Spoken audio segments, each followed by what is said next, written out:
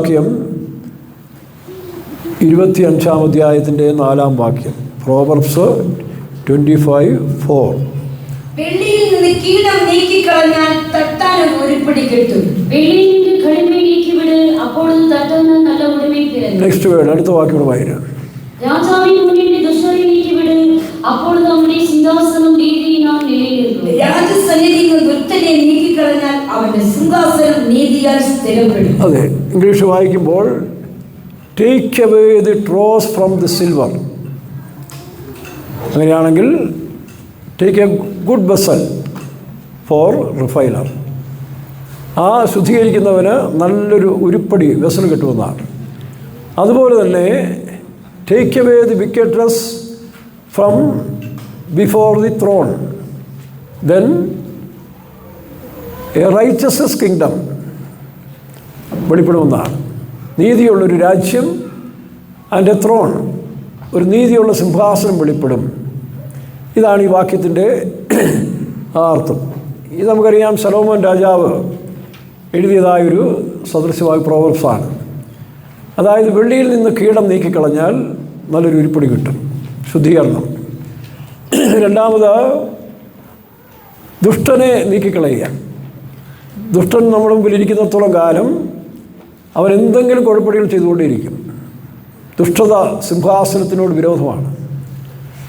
അതുകൊണ്ടാണ് ശലോമോൻ രാജാവിൻ്റെ കാലത്തിൽ, ദാവീദിന് ശേഷം ശലോമോൻ രാജാവായി വരുമ്പോൾ ദാവീദ് അവനെ ഓർപ്പിച്ചിരുന്നു, എന്നോടുകൂടെ എൻ്റെ സർവ്വസൈന്യാധിപനായിരുന്ന യോവാബും എന്നോടുകൂടെ ഉണ്ടായിരുന്ന എൻ്റെ പുരോഹിതനായി 40 വർഷത്തിലധികം വേല ചെയ്ത അബിയാഥാരും, അതുപോലെ തന്നെ തൻ്റെ മകൻ അദോനിയാവ്, അതുപോലെ ശിമെയി, ഇങ്ങനെ ചില കക്ഷികൾ, ഒരു ഗ്രൂപ്പുണ്ടായിരുന്നു. ഗ്രൂപ്പിസം നമുക്കറിയാം, ഇന്ന് രാഷ്ട്രീയത്തിൽ ഗ്രൂപ്പിസമൊക്കെ ഉണ്ടല്ലോ. അപ്പോൾ അവരുടെ ഉദ്ദേശം ഒരു നീതിയുള്ള രാജ്യമല്ല, തങ്ങളുടെ സ്ഥാനം നിലനിർത്തണം. അതുകൊണ്ടാണ് നീക്കിക്കളയേണ്ടതിനെ നീക്കിക്കളഞ്ഞെങ്കിൽ മാത്രമേ സിംഹാസനം സ്ഥിരപ്പെടുകയുള്ളൂ. അപ്പോൾ നമ്മൾ 2-ാം അധ്യായത്തിൽ വായിക്കുമ്പോൾ, 1 രാജാക്കന്മാർ പുസ്തകം 2-ാം അധ്യായത്തിൽ വായിക്കുമ്പോഴേ അവിടെ രാജ്യം യഥാസ്ഥാനപ്പെടുന്നു പറയുന്നു. 2:46 വായിച്ച്. 1 രാജാക്കന്മാർ പുസ്തകം 2:46. അങ്ങനെ രാജത്വം ശലോമോനെ സ്ഥിരപ്പെട്ടെന്നാണ് കാണുന്നത്. ദാവീദിന്റെ സിംഹാസനം യഹോവയുടെ മുൻപാകെ എന്നേക്കും സ്ഥിരവുമായിരിക്കുമെന്ന് പറഞ്ഞിട്ട് രാജാവ് യെഹോയാദയുടെ മകൻ ബെനായാവോട് കൽപ്പിച്ചു. അവൻ ചെന്നു അവനെ വെട്ടിക്കൊന്നു. അങ്ങനെ രാജത്വം ശലോമോന്റെ കയ്യിൽ സ്ഥിരമായി. അപ്പോൾ രാജത്വം 2 രീതിയിലാണ് നമ്മൾ പഠിക്കാൻ പോകുന്നത്. ഒന്ന്, ഇപ്പോൾ കേരളത്തിലൊരു ഇലക്ഷൻ കഴിഞ്ഞ് നല്ലൊരു ടീം, UDF ടീം മുൻപോട്ട് വന്നിരിക്കുകയാണ്. ദൈവമക്കളായ നമ്മെ സംബന്ധിച്ചിടത്തോളം ഏത് ഭരണം വന്നാലും നമ്മുടെ ദൗത്യം അവർക്ക് വേണ്ടി ശരിക്കും പ്രാർത്ഥിക്കുക എന്നുള്ളതാണ്. പിന്നെ എന്നെ സംബന്ധിച്ചിടത്തോളം ഞാൻ അല്പം പൊളിറ്റിക്സൊക്കെ പറയുന്നതിന് കാരണം, ജനിച്ച് വീണ കാലം തൊട്ടേ വീട്ടിൽ പൊളിറ്റിക്സ് ആയിരുന്നു. ഞാൻ പറഞ്ഞില്ല, വല്യപ്പനാണെങ്കിൽ പക്കാ കോൺഗ്രസ്സുകാരനായിരുന്നു. പക്കാ കോൺഗ്രസ് മാത്രമല്ല, കോൺഗ്രസ്സിന് വേണ്ടി സജീവമായിട്ട് പ്രവർത്തിച്ചൊരു മനുഷ്യനാണ് സ്വാതന്ത്ര്യ സമരത്തിന് മുമ്പോട്ട്. എന്നാൽ ഫാദർ അദ്ദേഹം ഒരു ജോലിയൊക്കെ ഉണ്ട്, എങ്കിലും സ്വാതന്ത്ര്യ സമരകാലത്ത് കോൺഗ്രസ്സിൽ വീര്യം പോരാന്ന് പറഞ്ഞുകൊണ്ടാണ് ഇവരെല്ലാം കൂടി കമ്മ്യൂണിസം സ്ഥാപിച്ചത്. അതിൽ TV തോമസ് എന്ന് പറയുന്ന മന്ത്രി, അദ്ദേഹം നമ്മുടെ ഒരു അമ്മയുടെ കുടുംബത്തിൽപ്പെട്ടൊരു ബന്ധുവാണ്. ഒരു പുളികുന്നിൽ നിന്നൊക്കെ വന്ന് കുടിയേറിയ പാർട്ടികളാണ്. തോട്ടത്തിൽ അന്നത്തെ കാലങ്ങളിൽ വർഗീസ് വൈദ്യന് ഫാദറും ആലപ്പുഴ ജോലിയാണ്. കമ്മ്യൂണിസം കൊണ്ടൊരു ലോകം പൊട്ടിയെടുക്കാമെന്നുള്ള മോഹത്തോടുകൂടിയാണ് അവർ ആരംഭിച്ചത്. എന്നാൽ പിൽക്കാലത്ത് ഞാൻ പെന്റിക്കോസ്റ്റിലേക്ക് വന്നപ്പോൾ അദ്ദേഹം കമ്മ്യൂണിസത്തൊക്കെ വിട്ടു. കാരണം പുള്ളി പറഞ്ഞ്, ഇപ്പോൾ ആ കമ്മ്യൂണിസം കൊണ്ട് ഒരു ഗുണമില്ല, പഴയ കമ്മ്യൂണിസമല്ല, അതിൻ്റെ ആദർശവും ഇതെല്ലാം വിട്ടുപോയെന്ന് പറഞ്ഞു. അങ്ങനെ ഞാനും പെന്റിക്കോസ്റ്റ് വന്ന് എൻ്റെ പുറകെ അദ്ദേഹം കുറച്ച് നാൾ പെന്റിക്കോസ്റ്റിലേക്ക് വന്ന് അവസാനം പുതിയ ഭൂമിക്ക് യോഗ്യനായിട്ടൊക്കെ പോയി. അപ്പോൾ ഇവിടെ നമ്മൾ ആ ഒരു ട്രെൻഡ്, ജ്യേഷ്ഠനാണെങ്കിൽ കേരള കോൺഗ്രസിൻ്റെ സജീവ പ്രവർത്തകനായത്. അപ്പോൾ പൊളിറ്റിക്സിൽ ചില കാര്യങ്ങൾ നമുക്ക് മനസ്സിലാക്കാനുണ്ട്. ദാനിയേലിൻ്റെ പുസ്തകം, വെളിപ്പാട് പുസ്തകം, ഇതെല്ലാം പൊളിറ്റിക്സുമായിട്ട് ബന്ധപ്പെട്ടൊരു പുസ്തകമാണ്. യെശയ്യാവിൻ്റെ, ഇരമ്യാവിൻ്റെ, പ്രവാചകന്മാരുടെ അനേക ബുക്കുകളൊക്കെ. തന്നെയല്ല, ഏറ്റവും വലിയ പൊളിറ്റീഷ്യനായിരുന്നു മോശ. 40 വർഷം ഇസ്രായേലിൻ്റെ മരുഭൂമിയിൽ കൂടെ ചെരുപ്പ് തേയാതെ, യാതൊരു വിധമായ വകുപ്പ് മന്ത്രിമാരും ഇല്ലാതെ അത്ഭുതകരമായ 40 വർഷം മരുഭൂമിയിൽ പോഷിപ്പിച്ചുകൊണ്ടുവന്ന ചരിത്രം ഇന്ന് എൻസൈക്ലോപീഡിയ ബ്രിട്ടാനിക്ക ആയാലും അമേരിക്ക, ഇസ്രായേലിൻ്റെ ചരിത്രം, മറ്റ് സാമ്രാജ്യങ്ങളുടെ ചരിത്രത്തിൽ എല്ലാം ബൈബിളിലുമുണ്ട്. ഇന്ന് 5 വർഷം ഭരിക്കാൻ പെടുന്ന പാട് നമ്മൾ കാണുന്നില്ലേ? 5 വർഷം. ഇപ്പോൾ 10 വർഷം ഭരിച്ചിട്ട് ഒരു വോട്ടർ എഴുന്നേറ്റു ഇറങ്ങിപ്പോയി. എന്തെല്ലാം ബുദ്ധിമുട്ടുകൾ, പ്രയാസങ്ങളാണ് അവരും അനുഭവിക്കുന്നത്. നമ്മൾ വിചാരിക്കും ഭരണകർത്താക്കന്മാർക്കാണ് സുഖമാണെന്ന്. ഞാൻ വിചാരിക്കുന്നു അവരെപ്പോലെ ഇത്രയും യാതന അനുഭവിക്കുന്ന മനുഷ്യർ വേറെ ലോകത്തിലില്ല. എന്തെല്ലാം ആക്ഷേപങ്ങൾ, നിന്ദകളാണ് അല്ലേ? അതുകൊണ്ടാണ് പെന്തക്കോസ്തുകാരായ നമ്മൾ അവർക്ക് വേണ്ടി പ്രാർത്ഥിക്കണം. പ്രതിപക്ഷ നേതാവിന് വേണ്ടി പ്രാർത്ഥിക്കണം. ഇപ്പോൾ പ്രതിപക്ഷ നേതാവിന് വീട്ടിലിരിക്കാൻ പലരും പറയുന്നെങ്കിലും എൻ്റെ അഭിപ്രായത്തിൽ അദ്ദേഹം വേണം. അനേക അനുഭവങ്ങളുള്ളൊരു മനുഷ്യനാണ്, പരാജയപ്പെട്ടൊരു മനുഷ്യനാണ്. തനിക്ക് വേണമെങ്കിൽ കുറേ നന്മകൾ ചെയ്തുകൂടെ അവസാനിക്കാം, തിന്മയും ചെയ്ത് അവസാനിക്കാം. അപ്പോൾ താനിനി ചെയ്യേണ്ടതെന്നാന്ന് വെച്ചാൽ പൊളിറ്റിക്സ് മാറ്റിവെച്ച്, അല്ലെങ്കിൽ തൻ്റെ വ്യക്തിത്വത്തിൻ്റെ പ്രഭാവം മാറ്റിവെച്ചതിന് ശേഷം തന്നിൽ വന്ന അപാകതകളും തെറ്റുകളൊക്കെ മനസ്സിലാക്കിക്കൊണ്ട് അദ്ദേഹം രാജ്യത്തിന് വേണ്ടി ഭരണകർത്താക്കന്മാരോട് ചേർന്ന് ഒരു സേവനം ചെയ്ത് അവസാനിക്കാമെങ്കിൽ തൻ്റെ മരണസമയത്തും ഉമ്മൻചാണ്ടിയെ പോലെയോ അച്ചാരനെ പോലെയൊക്കെ നല്ലൊരു അവസാനത്തിൽ സന്തോഷമായിട്ട് പിരിയാൻ കഴിയും. അപ്പോൾ അതുകൊണ്ട് അദ്ദേഹം ഇരിക്കട്ടെ, അദ്ദേഹത്തിന് വേണ്ടി പ്രത്യേകം പ്രാർത്ഥിക്കണം. ഇനി 3 പേരുടെ പേര് ഞാൻ എടുത്ത് പറയാൻ പോവുകയാണ്. അവർക്ക് വേണ്ടി പ്രാർത്ഥിക്കേണ്ട വിഷയങ്ങളാണ്. ഒന്ന്, മുഖ്യമന്ത്രി വി.ടി. സതീശൻ. എന്തുമാത്രം താൻ വരുന്നതിന് മുമ്പ് എത്രയോ പ്രതീക്ഷയോടെ വരുന്നെങ്കിലും വന്നതിന് ശേഷം തന്നെ നിലം തൊടിയിക്കത്തില്ല മനുഷ്യരെ. നോക്കണം, ഞാൻ പ്രാർത്ഥിക്കുന്നുണ്ട്. കാരണം മുഖ്യമന്ത്രിയല്ലേ. ഉദാഹരണം പറഞ്ഞു കഴിഞ്ഞാൽ, പണ്ട് എനിക്കൊന്ന് 2007 തോന്നുന്നു, 2007 8 അന്ന് A.K. ആന്റണി പ്രതിരോധ മന്ത്രിയാണെന്ന് എനിക്ക് തോന്നുന്നത്. ഞാനന്ന് കോഴിക്കോട് സെൻട്രലിലാണ്. അന്നത്തെ ദിവസം ഞാൻ ആ വിഷയം വെച്ച് കോഴിക്കോട് ടൗൺ ഹാളിൽ പ്രസംഗിക്കാൻ തുടങ്ങിയപ്പോൾ ഈ രാഷ്ട്രീയം കലർത്തിയുള്ള പ്രസംഗം കേട്ടിട്ട് ആ ജംഗ്ഷനിൽ നിന്ന ചുമട്ട് തൊഴിലാളികളും ഒരു 100-ലധികം പേര് ഇരച്ച് ടൗൺ ഹാളിലേക്ക് കയറി വന്നു. ആ ടൗൺ ഹാളിലേക്ക് കയറി വന്ന് ആ പ്രസംഗം കേൾക്കാനിടയായി. അപ്പോൾ അതിൻ്റെ സംഭവിച്ചെന്നാന്ന് ചോദിച്ചാൽ, A.K. ആന്റണി അന്നത്തെ മനോരമക്കാരുടെ മാൻ ഓഫ് ദി ഇയർ തിരഞ്ഞെടുത്തൊരു വർഷമായിരുന്നു. A.K. ആന്റണിയാണെന്ന് മാൻ ഓഫ് ദി ഇയറായിട്ട് തിരഞ്ഞെടുത്തത്. അപ്പോൾ അതിനവരുടെ പല ആളുകളും, മാണി സാറും ഫിനാൻഷ്യൽ സെക്രട്ടറിയും ബാബു പോളും മറ്റു പലരും, ഗോപകുമാറും എല്ലാവരും ചേർന്ന് ഏഷ്യാനെറ്റിൻ്റെ ഒരു അവാർഡ് കൊടുക്കാൻ പ്ലാനിട്ടു. ആ അവാർഡ് ചടങ്ങിൽ V.S. അച്യുതാനന്ദനാണ് അദ്ദേഹത്തിന് അവാർഡ് കൊടുക്കുന്നത്. അപ്പോൾ ഞാനിവിടെ ശ്രദ്ധിച്ച ഒരു പോയിൻ്റ്, A.K. ആന്റണി സാറെന്ന് പറഞ്ഞൊരു കാര്യം, ഈ കേരളം നന്നാകണമെങ്കിൽ, കേരളം നന്നാകണമെങ്കിൽ 3 കൂട്ടരെ കൈകാര്യം ചെയ്യാൻ ഒരു മനുഷ്യൻ എഴുന്നേൽക്കണം. നിങ്ങൾക്ക് തോന്നുന്നു ഈ 3 കൂട്ടരാരൊക്കെയാണ്? ക്രിസ്ത്യാനികളും മുസ്ലിങ്ങളും ഹിന്ദുക്കളും ആണോ? അപ്പോൾ A.K. ആന്റണി സാറെന്ന് പറഞ്ഞ ഇതാണ്. കാരണം അന്ന് മുഖ്യമന്ത്രി സ്ഥാനം രാജിവെച്ചതിന് ശേഷം കേന്ദ്രമന്ത്രിയായിട്ട് ഭരിക്കുന്ന കാലമല്ലേ, ഡിഫൻസ് മിനിസ്റ്ററായിട്ട്. അപ്പോൾ താൻ പറഞ്ഞ് എന്നെ ശ്രദ്ധിച്ചു. അന്ന് ഞാനൊരു വിശ്വാസിയുടെ വീട്ടിൽ ഇന്ന് TV-യിൽ ഈ സംഭവം ന്യൂസ് കണ്ടുകൊണ്ടിരിക്കുകയാണ്. അപ്പോൾ അവിടെ അദ്ദേഹം പറഞ്ഞത് 3 കൂട്ടരെ കേരളത്തിൽ കൈകാര്യം ചെയ്യാൻ ഒരു മനുഷ്യൻ എഴുന്നേറ്റെങ്കിൽ മാത്രമേ ഈ കേരളം നന്നാകുകയുള്ളൂ. അല്ല, ഇവിടുത്തെ വികസനം മറ്റൊന്നുമല്ല. ഒരു രാജ്യത്തിൻ്റെ വികസനം എന്ന് പറയുന്നത്, ഒരു സ്റ്റേറ്റിൻ്റെ വികസനം എന്ന് പറയുന്നത് കുറേ കെട്ടിടങ്ങൾ ഉണ്ടാക്കുന്നതുകൊണ്ടോ റോഡുകൾ പണിതുകൊണ്ടോ അതൊക്കെ നല്ലതാണ്.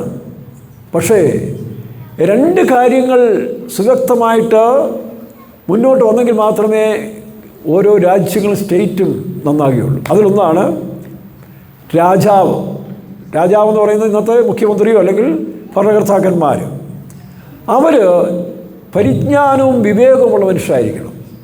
ഊർജ്ജസ്വലതയുള്ളവരായി നിഷ്പക്ഷമായി രാജ്യത്തിൻ്റെ വികസനത്തെ മാത്രം, രാജ്യത്തിൻ്റെ നന്മയെ മാത്രം നോക്കിക്കൊണ്ട് പ്രവർത്തിക്കുന്ന ഭരണാധികാരികളും, മറ്റൊന്ന് ആ ഭരണാധികാരിയോട് ചേർന്ന് അനുസരണവും വിധേയത്വവും നന്മയും മാത്രം കാണുന്ന പ്രജകളും. ഇത് 2 ആവശ്യമാണ് കേട്ടോ. ഭരണാധികാരികളെ കുറ്റം പറഞ്ഞുകൊണ്ട് കാര്യമില്ല, പ്രജകളും നന്നാകണം. ജനാധിപത്യം എന്ന് പറഞ്ഞാൽ ജനത്തിനെല്ലാം ആധിപത്യം കിട്ടിയെന്ന് പറഞ്ഞുകൊണ്ട് സകലതും എന്ന് കാണിക്കാൻ വേണ്ടിയുള്ളതല്ലല്ലോ. അപ്പോൾ പണ്ട് പലരും പറഞ്ഞു കേട്ടതാണ്. ഒന്ന്, രാജാവ് അല്ലെങ്കിൽ ഭരണകർത്താക്കന്മാരെ സംബന്ധിച്ചിടത്തോളം അവർ എങ്ങനെയുള്ളവരായിരിക്കണം? നിഷ്പക്ഷമതികളും നന്മയെ കാണുന്നവരും പരിജ്ഞാനം വിവേകമുള്ളവരും, നന്മ ആ ഒരു രീതിയിൽ കാണുന്ന നടത്തിപ്പുകാർ അല്ലെങ്കിൽ സഭാ നേതാക്കന്മാർ. നമ്മുടെ സഭയ്ക്കും അത് ബാധ്യമാണ് കേട്ടോ. നമ്മുടെ സഭയും ലോക്കലുകളൊക്കെ നന്നാകണമെങ്കിൽ അങ്ങനെയുള്ള കാഴ്ചപ്പാടുള്ള വേലക്കാരാണ് ആദ്യം ഉണ്ടാകേണ്ടത്. ആ വേലക്കാരോട് ചേർന്ന് സഹകരിക്കുന്ന വിശ്വാസികളുണ്ടാകണം. എങ്കിൽ മാത്രമേ ആ സഭയ്ക്ക് അഭിവൃദ്ധി ഉണ്ടാകുകയുള്ളൂ, രാജ്യത്തിന് അഭിവൃദ്ധി ഉണ്ടാകും. അപ്പോൾ എ കെ സാർ പറഞ്ഞ കാര്യം 3 എന്തൊക്കെയാണ്? ഒന്ന്, ഇതിനെ 3 കൈകാര്യം ചെയ്യാൻ ഒരു നേതാവ് എഴുന്നേറ്റെങ്കിൽ മാത്രമേ, ഞാനന്ന് ഈ കാര്യം ടൗൺ ഹാളിൽ വെച്ച് പ്രസംഗിക്കുമ്പോൾ ഞാൻ പറഞ്ഞു അങ്ങനെ ഒരാളുണ്ട്, ഞാൻ ഇൻട്രൊഡ്യൂസ് ചെയ്യാമെന്ന് പറഞ്ഞു. അതാരാന്ന് ചോദിച്ചു. അപ്പം ടൗൺ തൊഴിലാളികളൊക്കെ നിൽക്കുക, അവർ തന്നെ ചോദിക്കുക ആരാ? ഞാൻ പറഞ്ഞു ജീസസ് ക്രൈസ്റ്റ്. ജീസസ് ക്രൈസ്റ്റ് ഇന്ന് ജഡത്തിൽ വരുമെന്നല്ല എൻ്റെ അർത്ഥം. ജീസസ് ക്രൈസ്റ്റിൻ്റെ ജ്ഞാനം, ആ പവർ ഒരു ഭരണാധികാരിയിൽ നിക്ഷിപ്തമാകുകയും അത് മനസ്സിലാക്കിക്കൊണ്ട് ഇതിനെ ഫോളോ ചെയ്യാനുള്ള ഫോളോവേഴ്സ് ജനങ്ങൾ തയ്യാറാകുകയും ചെയ്താൽ ആ രാജ്യം നന്നാകും. അപ്പോൾ ആരാണ് ഈ 3 പേരെ കൈകാര്യം ചെയ്യേണ്ടത്? ഒന്ന്, രാഷ്ട്രീയ നേതാക്കന്മാർ. നോക്കണം, നമുക്കറിയാം ഇന്ന് കോൺഗ്രസ്സിൽ ഉൾപ്പെടെയുള്ളതായ ചില രാഷ്ട്രീയ നേതാക്കന്മാരുടെ ആ ക്ലാവ് ഇതുവരെ മാറിയിട്ടില്ല. സീനിയോറിറ്റി പറഞ്ഞുകൊണ്ട് ഭരണം നടത്താൻ ഒക്കുമോ? ഞാൻ സീനിയറാന്ന് പറഞ്ഞുകൊണ്ട് ഭരണം നടത്താൻ ഒക്കുമോ? നമ്മുടെ പാസ്റ്റർ എബ്രഹാം ഈ സ്ഥാനത്ത് വന്ന സമയത്തിൽ ചില സീനിയർ പാസ്റ്റേഴ്സ്, ചുരുക്കം ചിലർ മുറിവുറുക്കുന്നതായിട്ട് കണ്ടു. ഈ പ്രായമൊന്നുമില്ലാത്ത മനുഷ്യനാണ് അവിടെ വെക്കുന്നത്. പാസ്റ്റർ TV തോമസ് ഈ വന്ന സമയത്തും തിരുവല്ലയിൽ ഒരു പാസ്റ്റർ ഭയങ്കര അതൃപ്തി. ഞങ്ങളെപ്പോലുള്ള സീനിയേഴ്സ് ഇവിടെ ഉള്ളപ്പോൾ ഇദ്ദേഹത്തെയാണ് വെച്ചിരിക്കുന്നത്. സീനിയോറിറ്റി കൊണ്ട് മാത്രം പോരാ, ഈ പറഞ്ഞ യോഗ്യത കൂടെ വേണം. അപ്പോൾ ഏത് പാർട്ടിയിലായാലും കഴിവും പ്രാപ്തിയില്ലാത്ത സീനിയേഴ്സായിട്ടുള്ള നേതാക്കന്മാർ മുൻപിൽ വന്നാൽ അത് ആ രാജ്യത്തിന് ശാപമാണ്, അവരുടെ പാർട്ടിക്കും ശാപമാണ്. ഇപ്പം തന്നെ ഒരു റെയ്ഡ് കിടന്നുകൊണ്ടില്ലേ? ബോധമുള്ള നേതാക്കന്മാരാണ് തങ്ങളുടെ അണികളെ തെരുവിലേക്ക് ഇറക്കി വിടുവോ? അല്പമെങ്കിലും അണികളോട് സ്നേഹവും അവരുടെ കുടുംബത്തെക്കുറിച്ച് കരുതലുള്ളതായ നേതാക്കന്മാരായിരുന്നെങ്കിൽ ഈ അന്യായങ്ങൾ കാണിക്കാൻ നേതാക്കന്മാർ തയ്യാറാകത്തില്ലായിരുന്നു. ഇതിൻ്റെ പരിണതഫലം എന്താ? ഇപ്പോൾ 25 പേരാണ്ട് അകത്തായി. മുൻപ് ബംഗാളിൽ ഇങ്ങനൊരു സംഭവം നടന്ന് ഇന്നും പുറലോകം കണ്ടിട്ടില്ല. അവരുടെ കുടുംബങ്ങൾ വഴിയാധാരമായില്ലേ? എന്നാൽ ഈ പറഞ്ഞ യുവ നേതാക്കന്മാരെന്ന് പറഞ്ഞ പോലെ ഈ പാർട്ടിയുടെ അണികൾ ഇന്നത്തെ തലമുറയെങ്കിലും മനസ്സിലാക്കണം, ഈ നേതാക്കന്മാരുടെ മക്കൾ റോയൽ ഇൻസ്റ്റിറ്റ്യൂട്ടിലും ബനാറസിലും അവിടെയെല്ലാം പോയി പഠിച്ച് മിടുക്കരായി അവർ കാര്യം കാണുമ്പോൾ നിന്നെപ്പോലെയുള്ള വിഡ്ഢികളെ തെരുവിലിറക്കി അവരെ രക്തസാക്ഷികളാക്കൊണ്ട് മുതലെടുക്കുന്ന ഈ പാർട്ടി സമ്പ്രദായം നിർത്തണമെന്ന്, അത് ഏത് പാർട്ടിയിലും അവസാനിപ്പിക്കണമെന്ന് ജനം അല്ലെങ്കിൽ കുട്ടികൾ തീരുമാനിക്കണം. അതുകൊണ്ടാണ് ഇന്ന് തീരുമാനിക്കുന്നതുകൊണ്ടാണ് ഇവിടെ വിട്ട് എല്ലാവരും പോകുന്നത്. ഈ നാശം പിടിച്ച കേരളം വേണ്ടാന്ന് പറഞ്ഞ് പോകുന്നതിൻ്റെ കാരണം അതാണ്. അതിനവരെ കുറ്റം പറഞ്ഞിട്ട് കാര്യമില്ല, ഇവിടെ അതിനുള്ള സോഴ്സില്ല. അപ്പോൾ ഒന്നാമത് രാഷ്ട്രീയ നേതാക്കന്മാരെ നിയന്ത്രിക്കാൻ കൈകാര്യം ചെയ്യാൻ ഒരുത്തം വേണം, നിഷ്പക്ഷപാതിയായ ഒരു ഭരണാധികാരി വേണം. അതാണ് ഈ കഴിഞ്ഞ കാലത്തിൽ നമ്മുടെ സതീശന് ചെറുപ്പക്കാരാണ് കൂടി എന്തോ പൂക്കിയോ ഒരു പേരിട്ട് കൊടുത്തു, പൂക്കിയെന്നാണ് പറഞ്ഞല്ലേ, അതായത് തലൈവർ. അപ്പോൾ ജനങ്ങൾ ചെറുപ്പക്കാർ വരെ തിരഞ്ഞെടുത്തിരിക്കുകയാണ്. കാരണം VT സതീശൻ്റെ ചില ആദർശങ്ങളും കാര്യങ്ങളും അവർ നോക്കുമ്പോൾ ഇങ്ങനെ ഒരു ഭരണാധികാരിയായിട്ട് വരും, നിഷ്പക്ഷമതികളായിട്ട്. ഒരു പക്ഷേ ശരിയായിരിക്കാം, സതീശൻ ഇത്രയും കാലം കോൺഗ്രസ് നിന്നിട്ട് എനിക്ക് ഗ്രൂപ്പില്ലാതെ വന്നൊരു നേതാവാണ്. അത് ദൈവത്തെ തിരഞ്ഞെടുത്താണെന്ന് ഞാൻ പറഞ്ഞില്ലേ, അല്ലെങ്കിൽ ഒരു കാലത്തും അദ്ദേഹം വരികയില്ല. പക്ഷേ തൻ്റെ കൂടെ നിൽക്കുന്ന രമേശ് ചെന്നിത്തലയെ നമ്മൾ നോക്കുമ്പോൾ താൻ ആ പഴയ ക്ലാവ് പിടിച്ച കോൺഗ്രസ് വളർന്നൊരു മനുഷ്യനാണ്. തന്നെക്കൊണ്ട് നിശ്ചയമായിട്ട് നേരിട്ട് ചെയ്യാൻ തനിക്ക് ഒരു അമ്മയുടെ സ്വഭാവം. നമ്മുടെ പാസ്റ്റർ MD കാര്യം പറഞ്ഞ പോലെ, പാസ്റ്റർ എബ്രഹാമിനെ പോലെ MD പോലെ ഒരു വലിയ ഒരു അയഞ്ഞു കൊടുക്കുന്നൊരു മനുഷ്യനാണ്. ചില കാര്യത്തിൽ അങ്ങനെ അയയുന്ന ഒരാൾ ആഭ്യന്തരമന്ത്രി ആയിരുന്നാൽ സാധിക്കുകയില്ല. അത് മനസ്സിലാക്കി വരട്ടെ, അതിനുള്ള കൃപയും ഞാനും തനിക്ക് കൊടുക്കട്ടെ. ഇല്ലെങ്കിൽ അത് കുട്ടിച്ചോറായി മാറും, സതീശന് തലവേദനയായിട്ട് മാറും. അത് ആഭ്യന്തരമന്ത്രി ശരിക്കും മനസ്സിലാക്കി ഗ്രഹിച്ചുകൊണ്ട് മുന്നോട്ട് പോകേണ്ടത് ആവശ്യമാണ്. അവിടെ പഴയ ചങ്ങാത്തമല്ല, പഴയ ഇൻ്റർ കണക്ഷൻസ് അല്ല. പഴയ നേതാക്കന്മാർക്കെല്ലാം കോൺഗ്രസിലും കമ്മ്യൂണിസത്തിലും ഇൻ്റർ കണക്ഷൻസ് ഉണ്ട്. കാരണം ഒരുത്തൻ്റെ കൈ മറ്റൊരുത്തിൻ്റെ കക്ഷത്തിലാണ്, വേറൊരുത്തിൻ്റെ തല വേറൊരുത്തിൻ്റെ കക്ഷത്തിലാണ്. അപ്പോൾ ആർക്കും ശബ്ദിക്കാൻ വയ്യാത്തൊരു കാലമാണ്. അപ്പോൾ അതിനെല്ലാം അതിജീവിക്കണമെങ്കിൽ വ്യത്യസ്തമായ ലീഡേഴ്സ് കേരളത്തിൽ വരേണ്ടത് ആവശ്യമാണ്. അതാണ് ജനങ്ങൾ സതീശനിൽ പ്രതീക്ഷിക്കുന്നത്. അപ്പോൾ അത് ആഭ്യന്തരമന്ത്രിയും തിരിച്ചറിയണം, ഇല്ലെങ്കിൽ കുറേ കഴിയുമ്പോൾ വളരെ അപകടമായി തീരും. ഇനി സതീശനെ സംബന്ധിച്ച് നമുക്കറിയാം, കാര്യങ്ങളൊക്കെ കുറേ ഇപ്പോഴും നല്ല രീതിയിലാണ് വന്നിരിക്കുന്നത്. അദ്ദേഹം നന്നായി വരട്ടെ. പക്ഷേ തന്നെ അപമാനിക്കുന്നില്ലയോ?